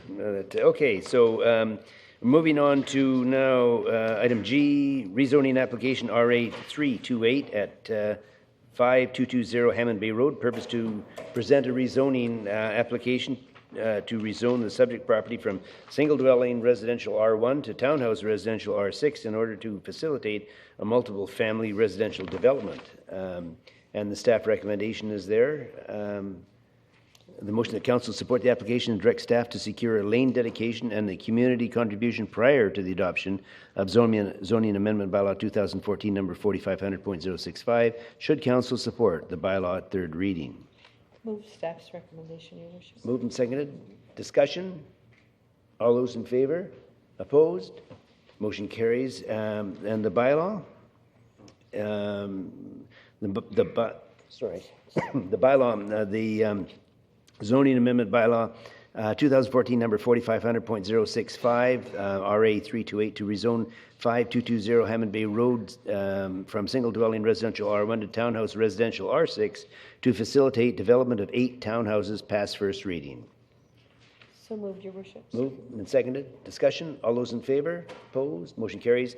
And motion that zoning amendment bylaw 2014 number 4500.065 pass second reading. Moved. Second. All those in favor? Opposed? Motion carries. And we then carry on to item H, proposed road exchange adjacent to 178 and 182 Westwood Road. Purpose to introduce bylaw 7136, obtain council authorization for the conditional road closure and transfer agreement and direct staff to proceed with the public notice for the road closure. Staff recommendation, the motion that Council 1 authorize the proposed road exchange to the property owners of 178 and 182 Westwood Road and direct the mayor and corporate officer to execute the conditional road closure and transfer agreement, and 2, direct staff to proceed with a public notice for the road closure and the road dedication of a portion of Westwood Road. Anyone want to move that? Move. Okay. Staff's recommendation. Moved and seconded. Discussion? All those in favor? Opposed? Motion carries. Moving into the bylaw. Someone like to move the bylaw? So moved, Your Worship. Moved and seconded. Discussion? All those in favor? Opposed? Motion carries. And the second motion, the highway closure dedication removal portion of Westwood Road adjacent to 178, 182 Westwood Road, bylaw 2014, passed second reading. Moved, second. All those in favor? Opposed? Motion carries. Sorry, one sec here. Item I, proposed road closure and sale, Armand's Place adjacent to 6200 Dumont Road. Purpose to introduce bylaw 7190, obtain council authorization for the conditional road closure and transfer agreement, and direct staff to proceed with the public notice for the road closure. And there's a motion there. If anyone would like to move that? Move 1 and 2. Second? Moved and seconded. Discussion. All those in favor? Opposed? Motion carries. Moving into the bylaw. Councillor Patchy, did you want to move the bylaw? Move that highway closure and dedication removal a portion of Armand's Place adjacent to 6200 Dumont Road, bylaw 2014, number 7190, pass first reading. Seconded. All those in favor? Opposed? Motion carries. And second motion? Move that highway closure and dedication removal a portion of Armand's Place adjacent to 6200 Dumont Road, bylaw 2014, number 7190, pass second reading. Second. All those in favor? Opposed? Motion carries. The official community plan amendment application OCP 00079 riparian area setback policy. Purpose to present an OCP bylaw amendment to update the development permit area 1 watercourses DPA 1 and development permit area 2 environmentally sensitive areas DPA 2 to update the development approval information areas for these DPAs in order to implement the recommendations for the riparian setback policy review. It should be Councillor Brennan to do that. Councillor Brennan, moved. Moved and seconded. No discussion. All those in favor? Opposed? Motion carries. Into the bylaws. Councillor Brennan, do you want to move the bylaws? Councillor Bessick? Thank you. So move that the official community plan amendment bylaw 2014 number 6500.026 OCP 79 to incorporate revised development permit areas 1 and 2 and associated development approvals information within the official community plan pass first reading. Seconder? Seconded. Discussion? All those in favor? Opposed? Motion carries. And 2? That official community plan amendment bylaw 2014 number 6500.026 pass second reading. Second. All those in favor? Opposed? Motion carried. Thank you. Thanks. Unresolved building deficiencies, notice on title, section 5.7. It's requested that council hear anyone wishing to speak with respect to the unresolved building deficiencies for the properties listed below. And the staff recommendation, the motion that council instruct the corporate officer to file a bylaw contravention notice respecting the properties listed below at the Land Title and Survey Authority of British Columbia under section 5.7 of the Community Charter. First property is 129 Lakeview Crescent. Authorization of a secondary suite. Is there any in attendance tonight that would like to speak to matters related to 129 Lakeview Crescent? Second property is 519 Rose Hill Street, an illegal suite. Is there anyone in attendance tonight that would like to speak to matters related to 519 Rose Hill Street? Seeing none, if somebody would like to make that motion. So moved, Your Worship. Moved and seconded. Discussion. All those in favor? Opposed? Motion carries. Community Services, Lindy Valley Drive Extension Tender. Purpose to advise council of a public tender call of $250,000 and above in accordance with the city's purchasing bylaw. Staff recommendation that the motion that council receive for information the report regarding the Lindley Valley Drive extension tender. Move to receive. Move to receive. Second. All those in favor? Oh, sorry, Councillor Brennan. Are you off? Are you on? No, I'm quite happy to receive the report for information, but I was going to then make another motion. Oh, okay. So, Councillor Bestwick, did you want to speak on this one? Yes, please. Okay, you're on. I'm not sure what Councillor Brennan is going to reference, but by virtue of receiving this for information, and by virtue of construction of 260 meters of new fully landscaped road with accompanying water sanitary, I'm not sure who to, is it absolute Where's Dan? and imperative that we have 260 meters, because I'm sure that there's a width involved in this, so 260 meters long. I don't know what the width is. I'm guessing that we've already cared for that, be it 46 feet or 48 feet wide or whatever that number is. If it's absolutely imperative and necessary that it be that width. Go ahead, you're on. Can you hear me? Yes, we can hear you. Go ahead. Your Worship, to Councillor Bestwick, so just so I'm clear, your question was related to the width of the road and the cross-sectional details that are sort of worked into the design there. So the cross-section that's there is consistent with the road standard that Lindley Valley Drive is. So it includes like turning lanes and parking and boulevard trees and sidewalk and so on. So that's sort of what's consistent with that road standard. Okay, so thank you. So, and to my ignorance, and I apologize for this, but are we talking about bus, and this is probably maybe for the Transportation Advisory Committee, but is there pullouts for the bus? Is there bike lanes included in this? Is there, I don't know, I don't know how I would know that.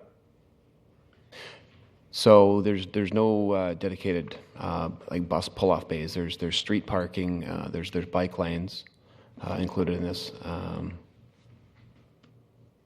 So then it goes back to my original question. Is it so?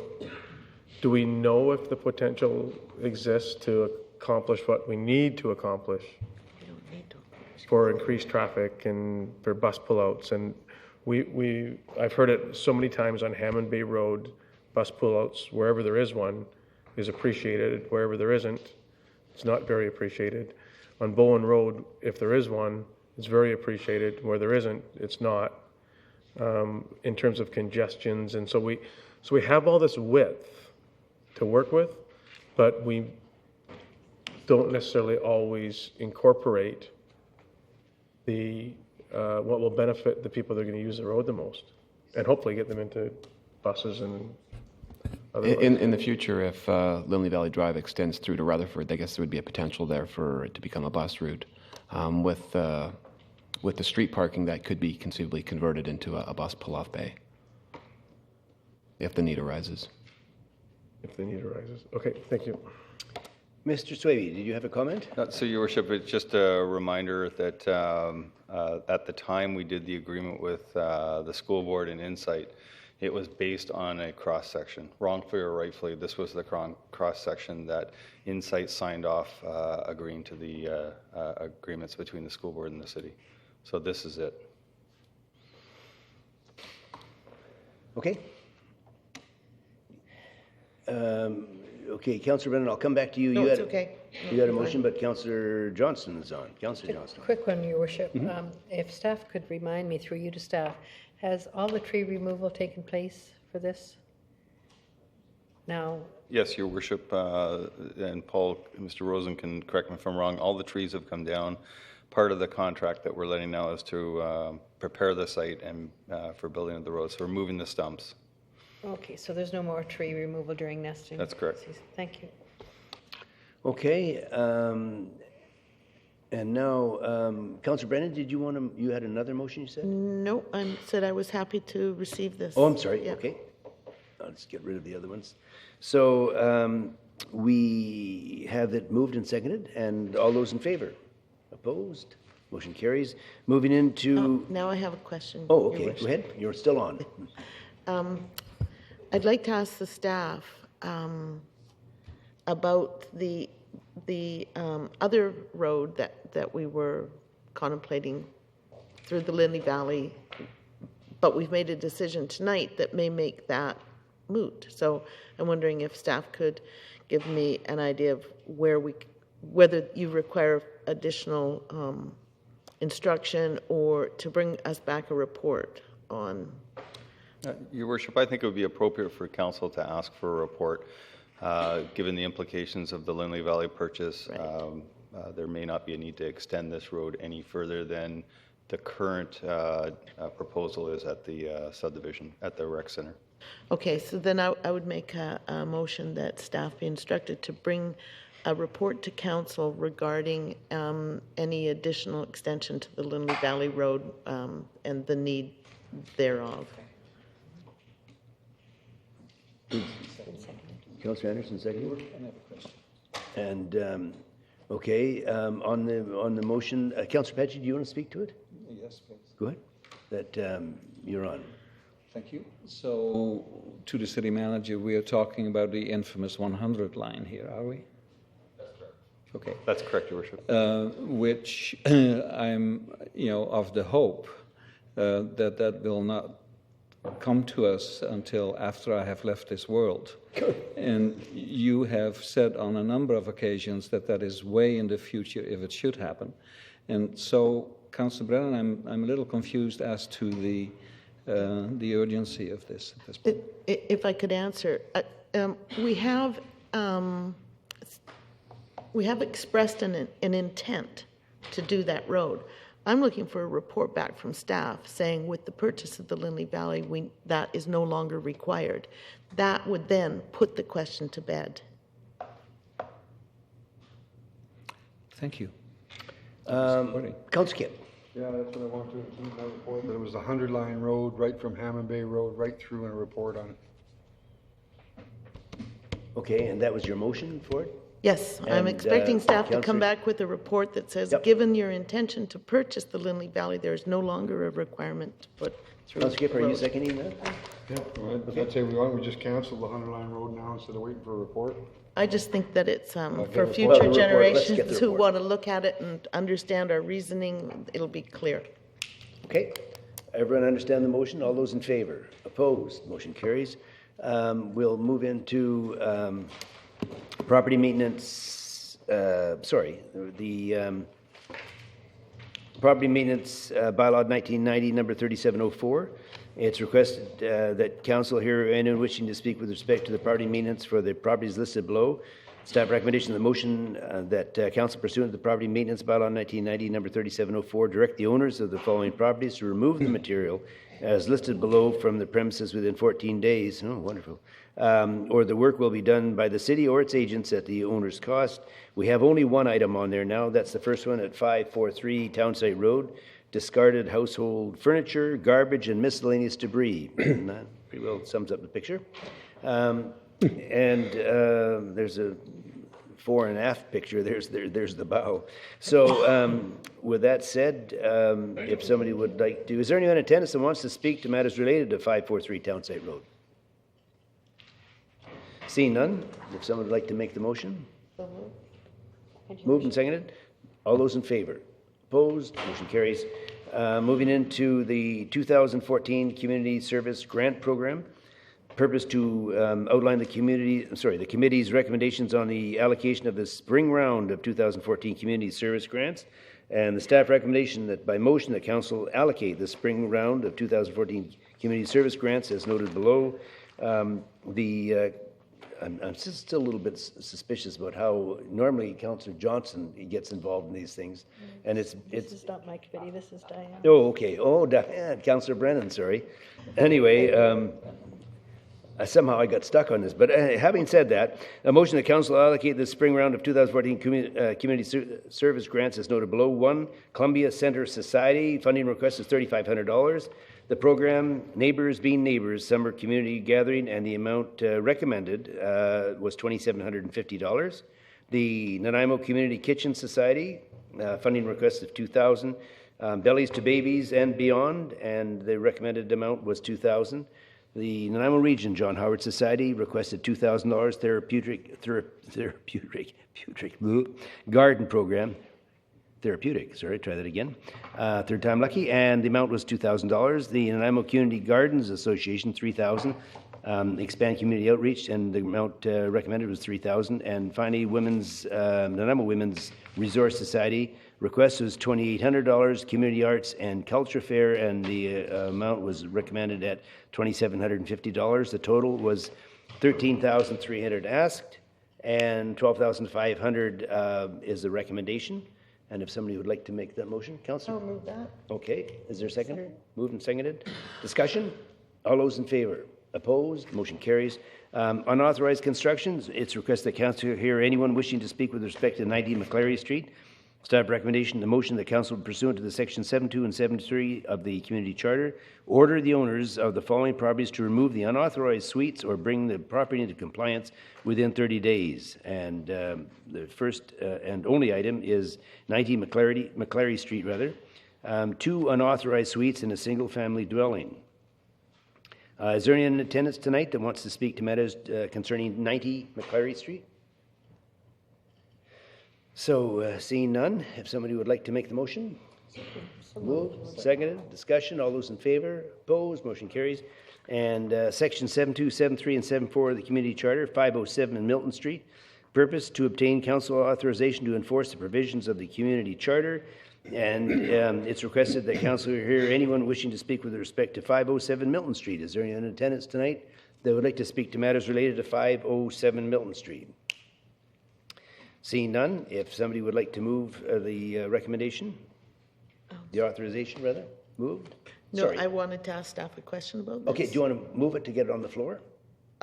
Sure, I'll move the recommendation? The staff's recommendation. Okay, Councillor Grieve, seconded, go ahead.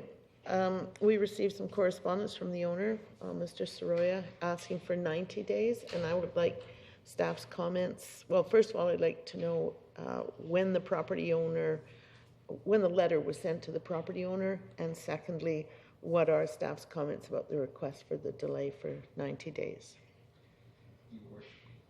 Your Worship, to Councillor Brennan, we've been communicating with the property owner for a number of months. He officially received a letter approximately 8 weeks ago. The building in question was damaged by fire approximately a year ago, and we've been seeking voluntary compliance from the property owner to have the building brought down. He is asking for a 90-day additional time to bring the building down. We would like the council to pursue the recommendation, and we'll work with the property owner, but if he doesn't take action within 30 days, we would seek to have it removed. He may, in our negotiation with him, take longer than 30 days, and we will work with him on that basis if indeed he gets the respective permits, but right now he hasn't pursued those. Thank you very much. Okay. It's been moved and seconded. Now, any further discussion on that? All those in favor? Opposed? Motion carries. Moving into correspondence, and there's the letter that we've already discussed from requesting that's been actioned already. And actually, any comment? No comment? So we've really have completed that whole issue concerning the property there at Milton. So we'll move into Parks, Recreation, and Culture Commission. Acceptance of the minutes of February 26th, Your Worship, and March 26th. Second. Moved and seconded. All those in favor? Opposed? Motion carries. And that's for both the two dates. Moving into bylaws, motion that zoning amendment bylaw 2014 number 4500.061 or RA 332 to rezone property located at 3240 Fieldstone Way from single dwelling residential R1 to townhouse residential R6 in order to construct 3 dwellings be adopted. Moved.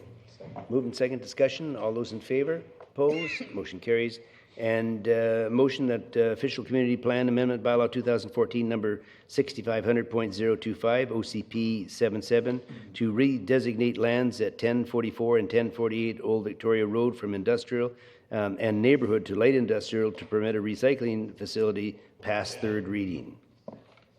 So I'd like to move that to get it on the floor for discussion. Your Worship? Yes. Is the motion to lift it from the table? That it was tabled at the, okay. Deferred. Deferred. It was deferred, Your Worship. Okay, so I just make the motion then? Yes. I'll move the motion as printed. The staff recommendation there. Okay, moved. Is there a seconder on that one? Moved and seconded. Discussion on this.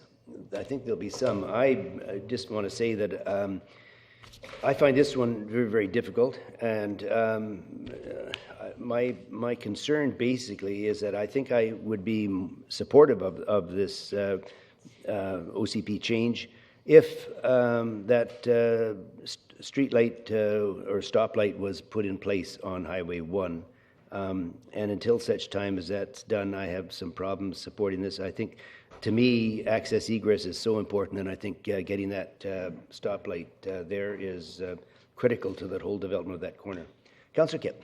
Yeah, Your Worship, I'm having trouble supporting this. One of the reasons there's reasonable amounts of property in the community, and it's that shift in between our OCP and our bylaw 4500.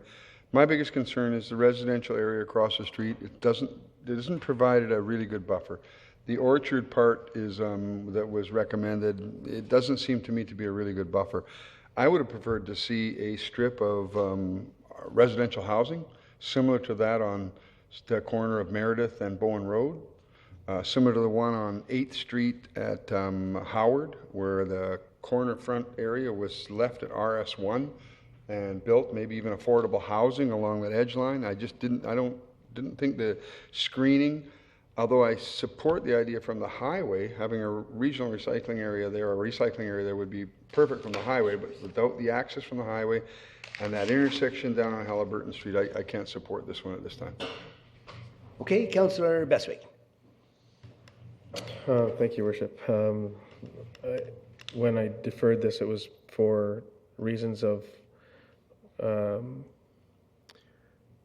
idealism, perhaps, that there could be win all the way around the corner. And you know, when I drive by there on the highway, and it would make perfect sense to me to have a new property built there in a light industrial technical environment. Prior to that, during our debate and discussions, there was the neighborhood plan that was superseded the zoning, and then we changed the zoning. It always concerns me when we have a rezoning of a property when neighbors or neighborhoods were of the understanding that they were living within a different scope and that they made their forms and characters of their homes and choices under different terms of references than what we're dealing with here today.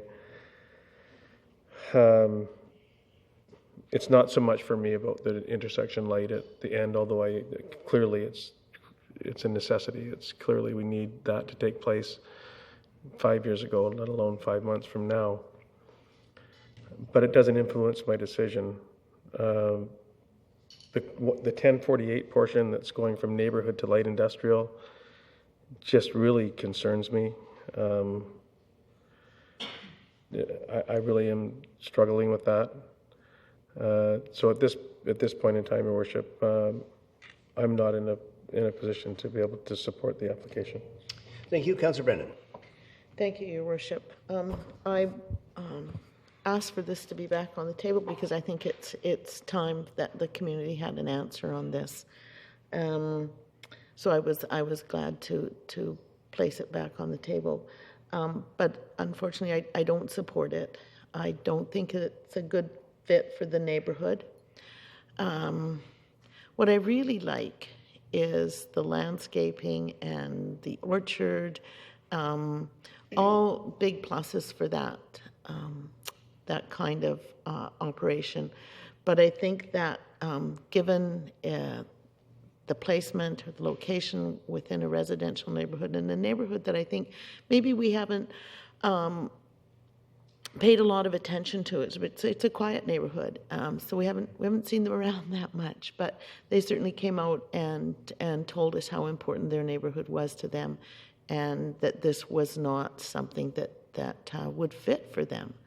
So, given that, I am prepared to say no to this, and I'm just wondering whether at the same time we shouldn't be looking at the official community plan and asking ourselves whether that plan has the right future designation for it, given the neighborhood is there. Yeah, good point. Councillor Batchy.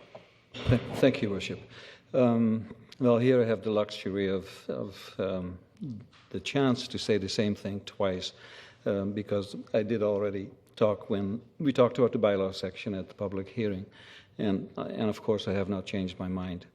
To me, the major problem is the process that got us here, which is the language in the neighborhood plan, which has always been extremely important to me, and I myself, until this was brought to the fore, was always under the understanding that whatever is in the neighborhood plan would supersede OCP language. Now, obviously, that's not the case. It's something that was missed, but that still does not take away from the fact that people in the neighborhood have made decisions to live there based on what they believed. And I think that needs to be honored. That said, I want to compliment Mr. Shorting and his spokesperson, Mr. Wade, again. They did an excellent presentation. The plan itself is good. There's absolutely no doubt that a recycling facility is required in the South End. Nobody is arguing that, but it will have to be somewhere else. And if you do have the gumption to come back, and I hope you do, I'll be as supportive as I can be. Councillor Johnstone. Thank you, Your Worship. Well, for all the same reasons my colleagues have expressed this evening, I will not be supporting this evening. I send out my heartfelt thanks to the developer, to the proponents, for listening to the neighborhood and agreeing to everything you have with the fencing and the gates and the trees and buffers and all the rest of it. But when so many impassioned residents come out, and the Clay Tree people as well, and the concern about the traffic light, if it was already in place, I might be able to support it this evening, but it just seems a little ahead of the game. But I'm grateful to staff for bringing it forward as light industrial rather than industrial, but can't support it this evening, Your Worship. Thank you. Councillor McKay. Thank you, Your Worship. Well, it appears that we know where this is going. My point is this piece of property, though, these two pieces of property, and what's the future for these two pieces of property? We had two very capable real estate companies tell us that they, in 5 years of being on the market, they have had minimal interest in these properties for industrial or commercial use. Minimal. They've had zero interest in them for residential, which is what the neighborhood wants. What is the next, my question is to staff, what is the next step with respect to the Chase River Community Plan, the OCP, and putting to bed once and for all what can or cannot be done to these properties in question? Mr. Sway? Your Worship, certainly the next steps are up to council. Staff would not do anything unless you directed us to pursue a different avenue. So whether you refer it back to staff for consideration of a different designation, that's up to council. How do we go about making such a motion? I'd like to see a report or something come back. We've obviously got some problems there. We've got conflicts between neighborhood plans, the OCP.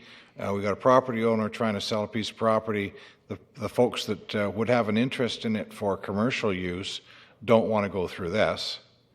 The folks who may have an interest in doing something simple don't want it for residential. So what do we do with it?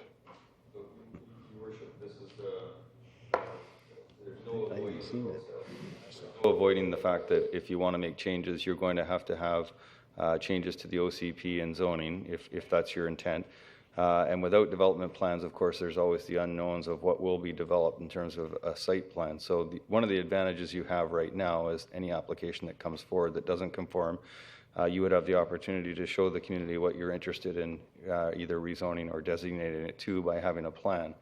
So that's I guess where we're at. If council wants to proceed and redesignate it and zone it to something without plans, then that direction should be made, and we'll go through the committee and get some ideas and bring it back to council, or we can just wait for the property owner to find another use and another design for you to have a look at. Well, Your Worship, I would like to put a motion forward that, which is? Yeah, to deny. Okay, I'll make a motion afterwards, Your Worship. Okay. So, Councillor Anderson. Thank you, Mr. Chair. I've read through the proposal and I sat through the public hearing just like many of the other members of council have as well. And I feel similar to how you do, and that I would feel much better if the connection and the lights were in on the highway. So unfortunately, I won't be supporting the application that's here tonight, but if they do come back, I'd be happy to look at a proposal in the future. But at this time, I'm not prepared to support the recommendation. Okay, Mr. Swaby, did you have anything else? There was a comment that okay. So it's been moved and seconded.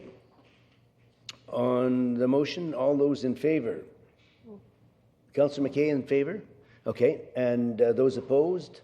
Balance of council opposed, and that will be Councillor Anderson, Councillor Johnston, and Councillor Patchy, Mayor Rattan, Councillor Beswick, Councillor Kipp, Councillor Greaves, and Councillor Brennan opposed. Motion fails. So with that, I think we can say that the following two, which would be B and C, are redundant, obviously.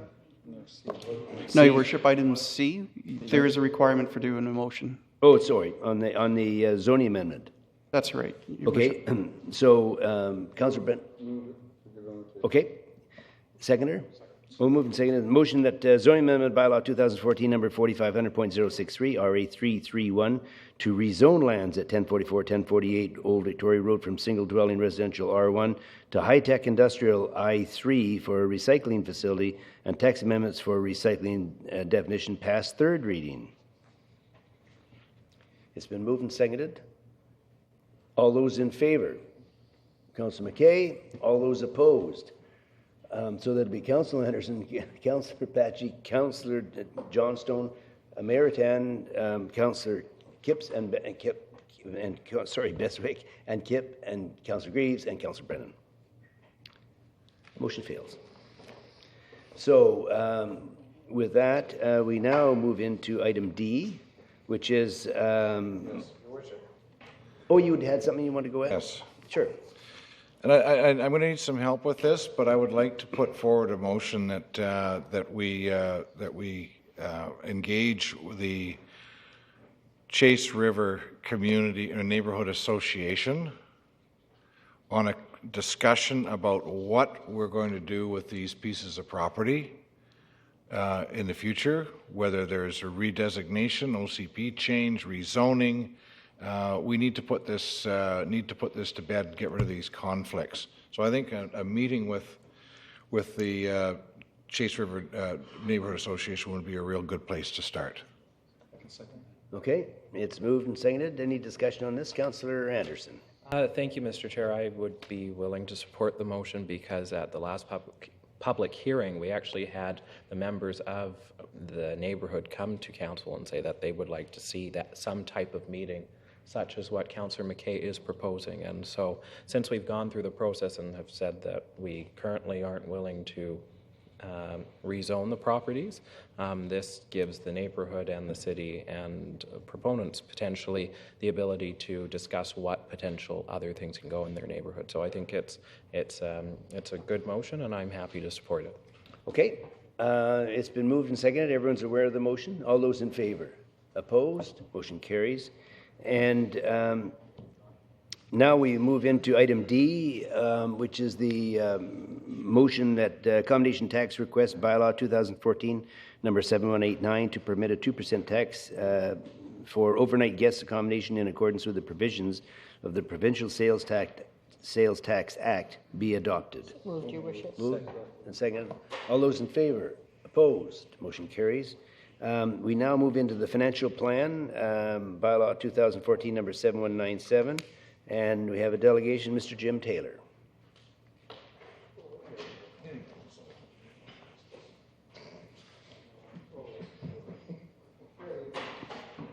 So Jim Taylor at Nanaimo. I just wanted to address the 5-year financial plan that undoubtedly is going to be adopted in a few moments. I just want to make the point that you're not adopting just a 2.5% tax increase.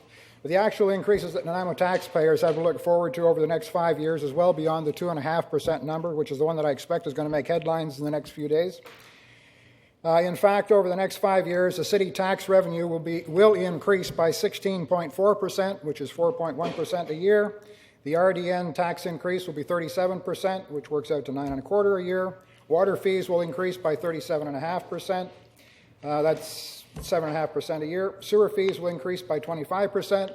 And if we keep our nose clean with MMBC, I believe our recycling is going to drop by 12% during that same time period. The combined increase in city taxes, RDN taxes, and the city fees, as far as I'm concerned, fees are just taxes by a different name, will equal 18.8% over the cycle, which is an average of 4.7% a year. The combined revenue being produced or collected by the city and the regional district in 2014 is $143,289,000. By 2018, that will have increased to $170,317,000, which represents an 18.8% increase. That's nearly 5% a year. It comes in at about 4.7%. This presumes that the funding for the police, which has been removed from this year, does not come back into the current budget if the police decide that, yeah, they really needed that funding for the extra officers. Now, how we determine affordability and sustainability, sort of overworked buzzwords as far as I'm concerned. The form of divination that's used to determine affordability and sustainability is a total mystery. I've not seen any kind of a study or a survey, nor do I know what methodology is being used to determine what percentage of a fee increase is actually going to be sustainable and affordable by the community. Since 2008, up until this current budget, the total city taxes and fees, and this does not include the RDN, have increased from $99,156,000 to a staggering $149,732,000. That's an increase of $50 million since 2008. That's 51% over the period. That's 5.6% a year.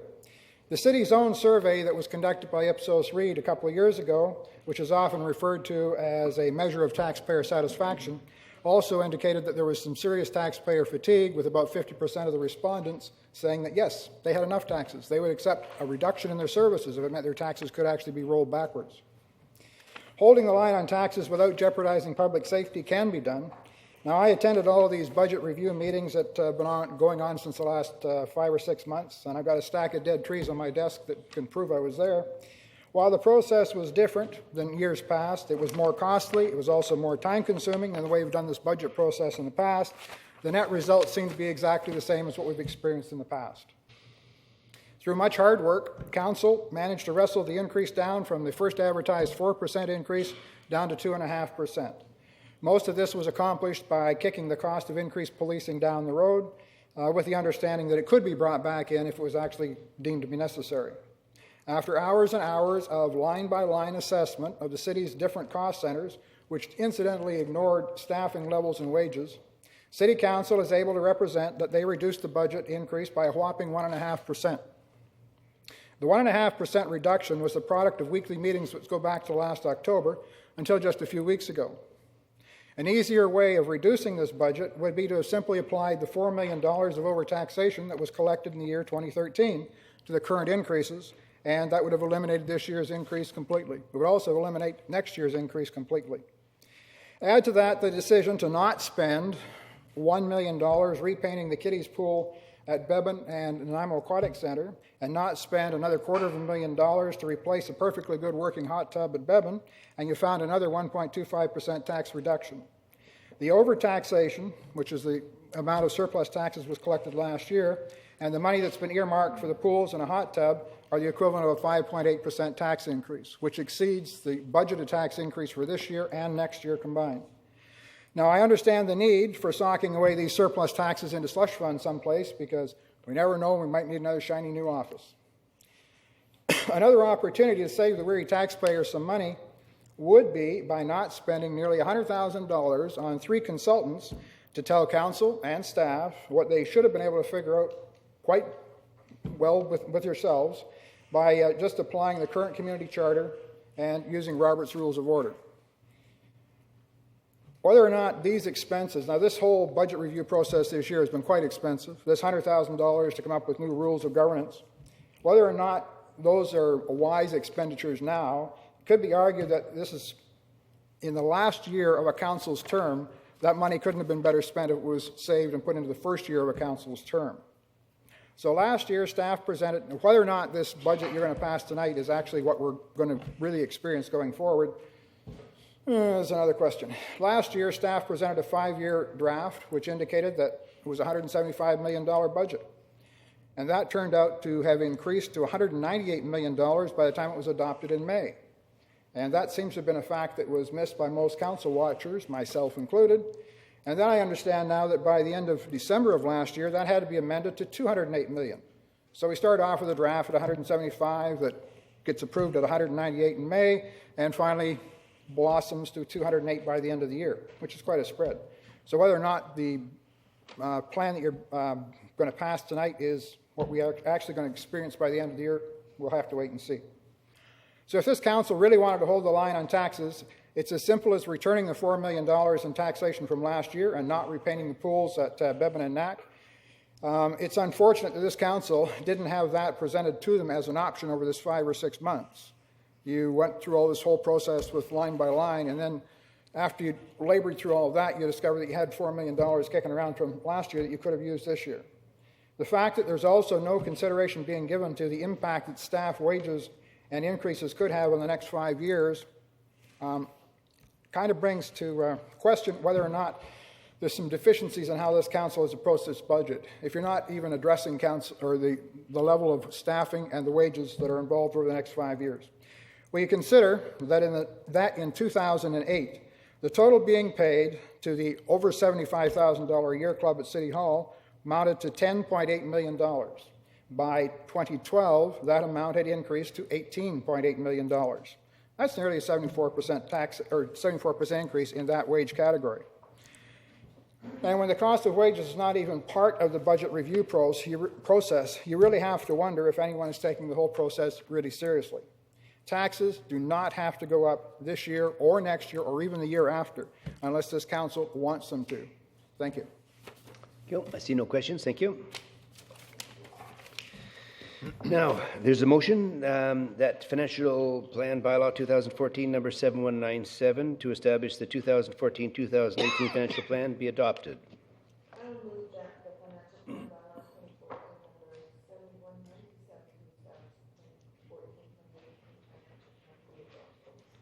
Second, Your Worship. Moved and seconded. Discussion on that? All those in favor? Opposed? We have Councillor McKay, Councillor Kipp, and Councillor Bessick opposed. Balance of council in favor. The motion passes. And the second one, Councillor, do you want to, Councillor Brennan? Bylaw 2014 number 7194 to establish tax rates for 2014 be adopted. Your Worship. Moved and seconded. Discussion. All those in favor? Opposed? We have Councillor McKay, Councillor Kipp, and Councillor Bessick opposed. Balance of council in favor. The motion passes. And finally, be adopted. Do you I want to read would that one? move that municipal solid waste collection amendment bylaw 2014, number 7128.04, to amend Schedule A related to fees and charges in relation to the use of waste disposal and recycling services be adopted. Second? Second, your Moved motion. and seconded. Discussion, all those in favor? Opposed? Councillor Kipp, Councillor Beswick, Councillor McKay opposed, balanced councillor in favor, the motion passes. Moving into correspondence not related to report to council, we do have none. Council appointments, there are none. I read earlier the ones that we had for the mayor's youth group. Any other business? Any notice of motion that people want to make here? Any other business? And now we move into question period.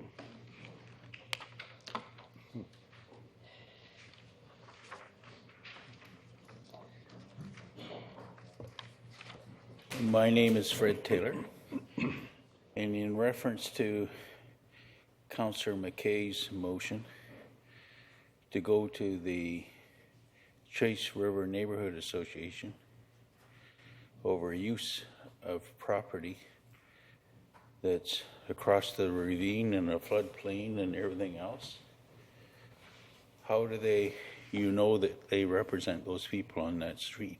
Because they're only a voice like any other neighborhood association. They're not elected to represent anybody. So how are you going to ensure that the people on that street have good representation in discussing the use of the property you speak about? Well, I'm speaking of the two pieces that we're referring to tonight. Yes? So one would hope that the Chase River Neighborhood Association, if they are bona fide and considered to be representative of that community, that They're they not legally, sir. They're not legally representative. They are not legally? No neighborhood association legally represents anybody. Well, I think, well, if I may, I think what we're trying to do here is we're trying to put to rest, Mr. Taylor, the issue on that property.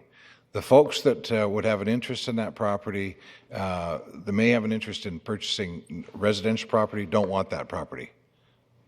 The folks I would remind you, Councillor McKay, that the neighborhood come out very strongly in protecting Wake's Iron Second, our old golf course, as single family. Yeah. Yes. Yes, and I'm dealing with that question. Okay, but I'm trying to support my question. And council involved a neighborhood association several miles away to turn it into a town center, which is not on the official community plan anymore, but it's there. Mr. Taylor, we're speaking about, we're speaking about specifically those properties on Old Victoria Road. Yep. That's what I'm trying to deal with here. That's what the motion was to try and get some resolve to it. Not only for the sake of the OCP and its legitimacy relative to that area, but also for the benefit of the neighborhood, so that they can put it to rest and there's no more surprises coming their way, and they can be a help in developing that plan. My concern, was the point. sir, is that the immediate neighborhood has a voice in that area. The people living on that street, as they have just had, not a similar circumstance that happened at Second and Wakeside. okay, well, I think maybe, Mr. Swaby, what my understanding of the motion is that staff will look at these options. Is that not correct? Or who wants to take this?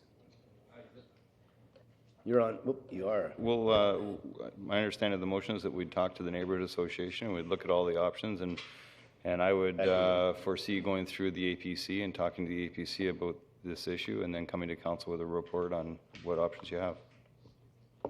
Okay. Thank you, sir. My last question Okay. is, you had a report going to Victoria on 2 reserve funds. Do any of the other reserve funds need a report to Victoria?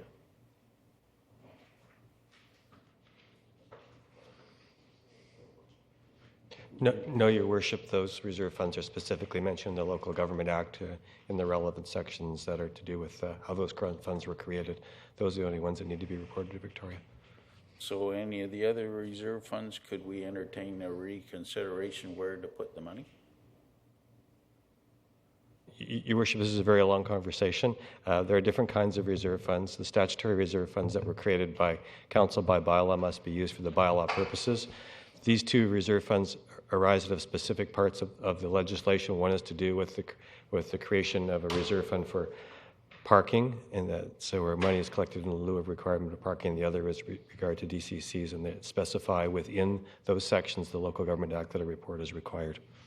But my concern is other reserve funds could be reconsidered.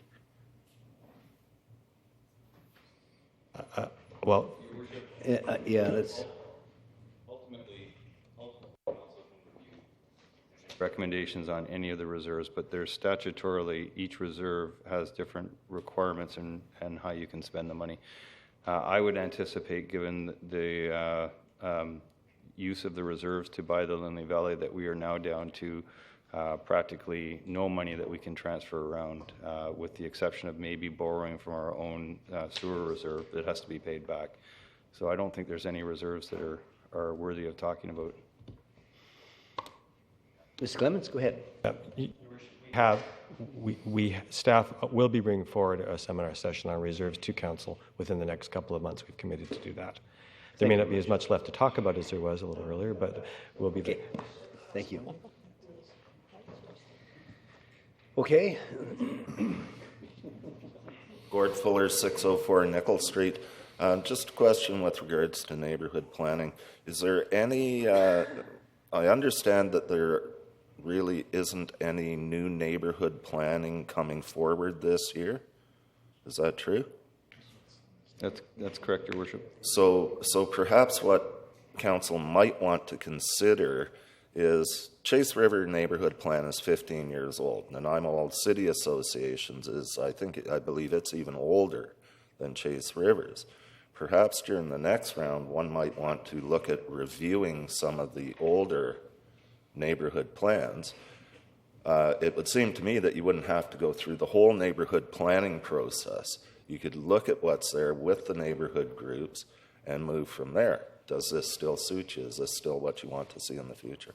So perhaps council could consider, rather than doing a whole new neighborhood plan for another neighborhood, revising a couple of the older ones. Just update them. Yeah, good point.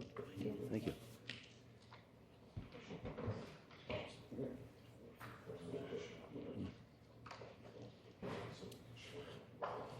Robert Fuller, 3350 Hammond Bay Road. This has to do with 80, the development variance on Howard Avenue.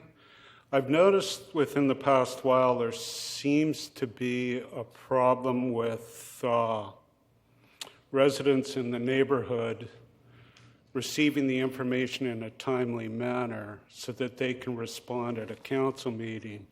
And I was just wondering if someone could answer what is the timeline for public notification on issues such as variance, and what is the area covered?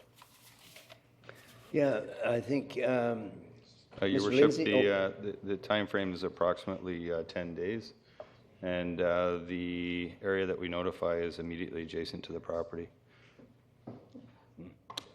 Your Worship, on a Yeah. matter of importance here. Yeah, you put that sign down, okay? I am really offended by that last sign. I don't care that Mr. Stearman sits there and does his signage. That's his democratic right. I will not sit here being accused of being a communist pinko with a hammer and a sickle. Never mind. Okay. I hope you get the message. That is totally uncalled for.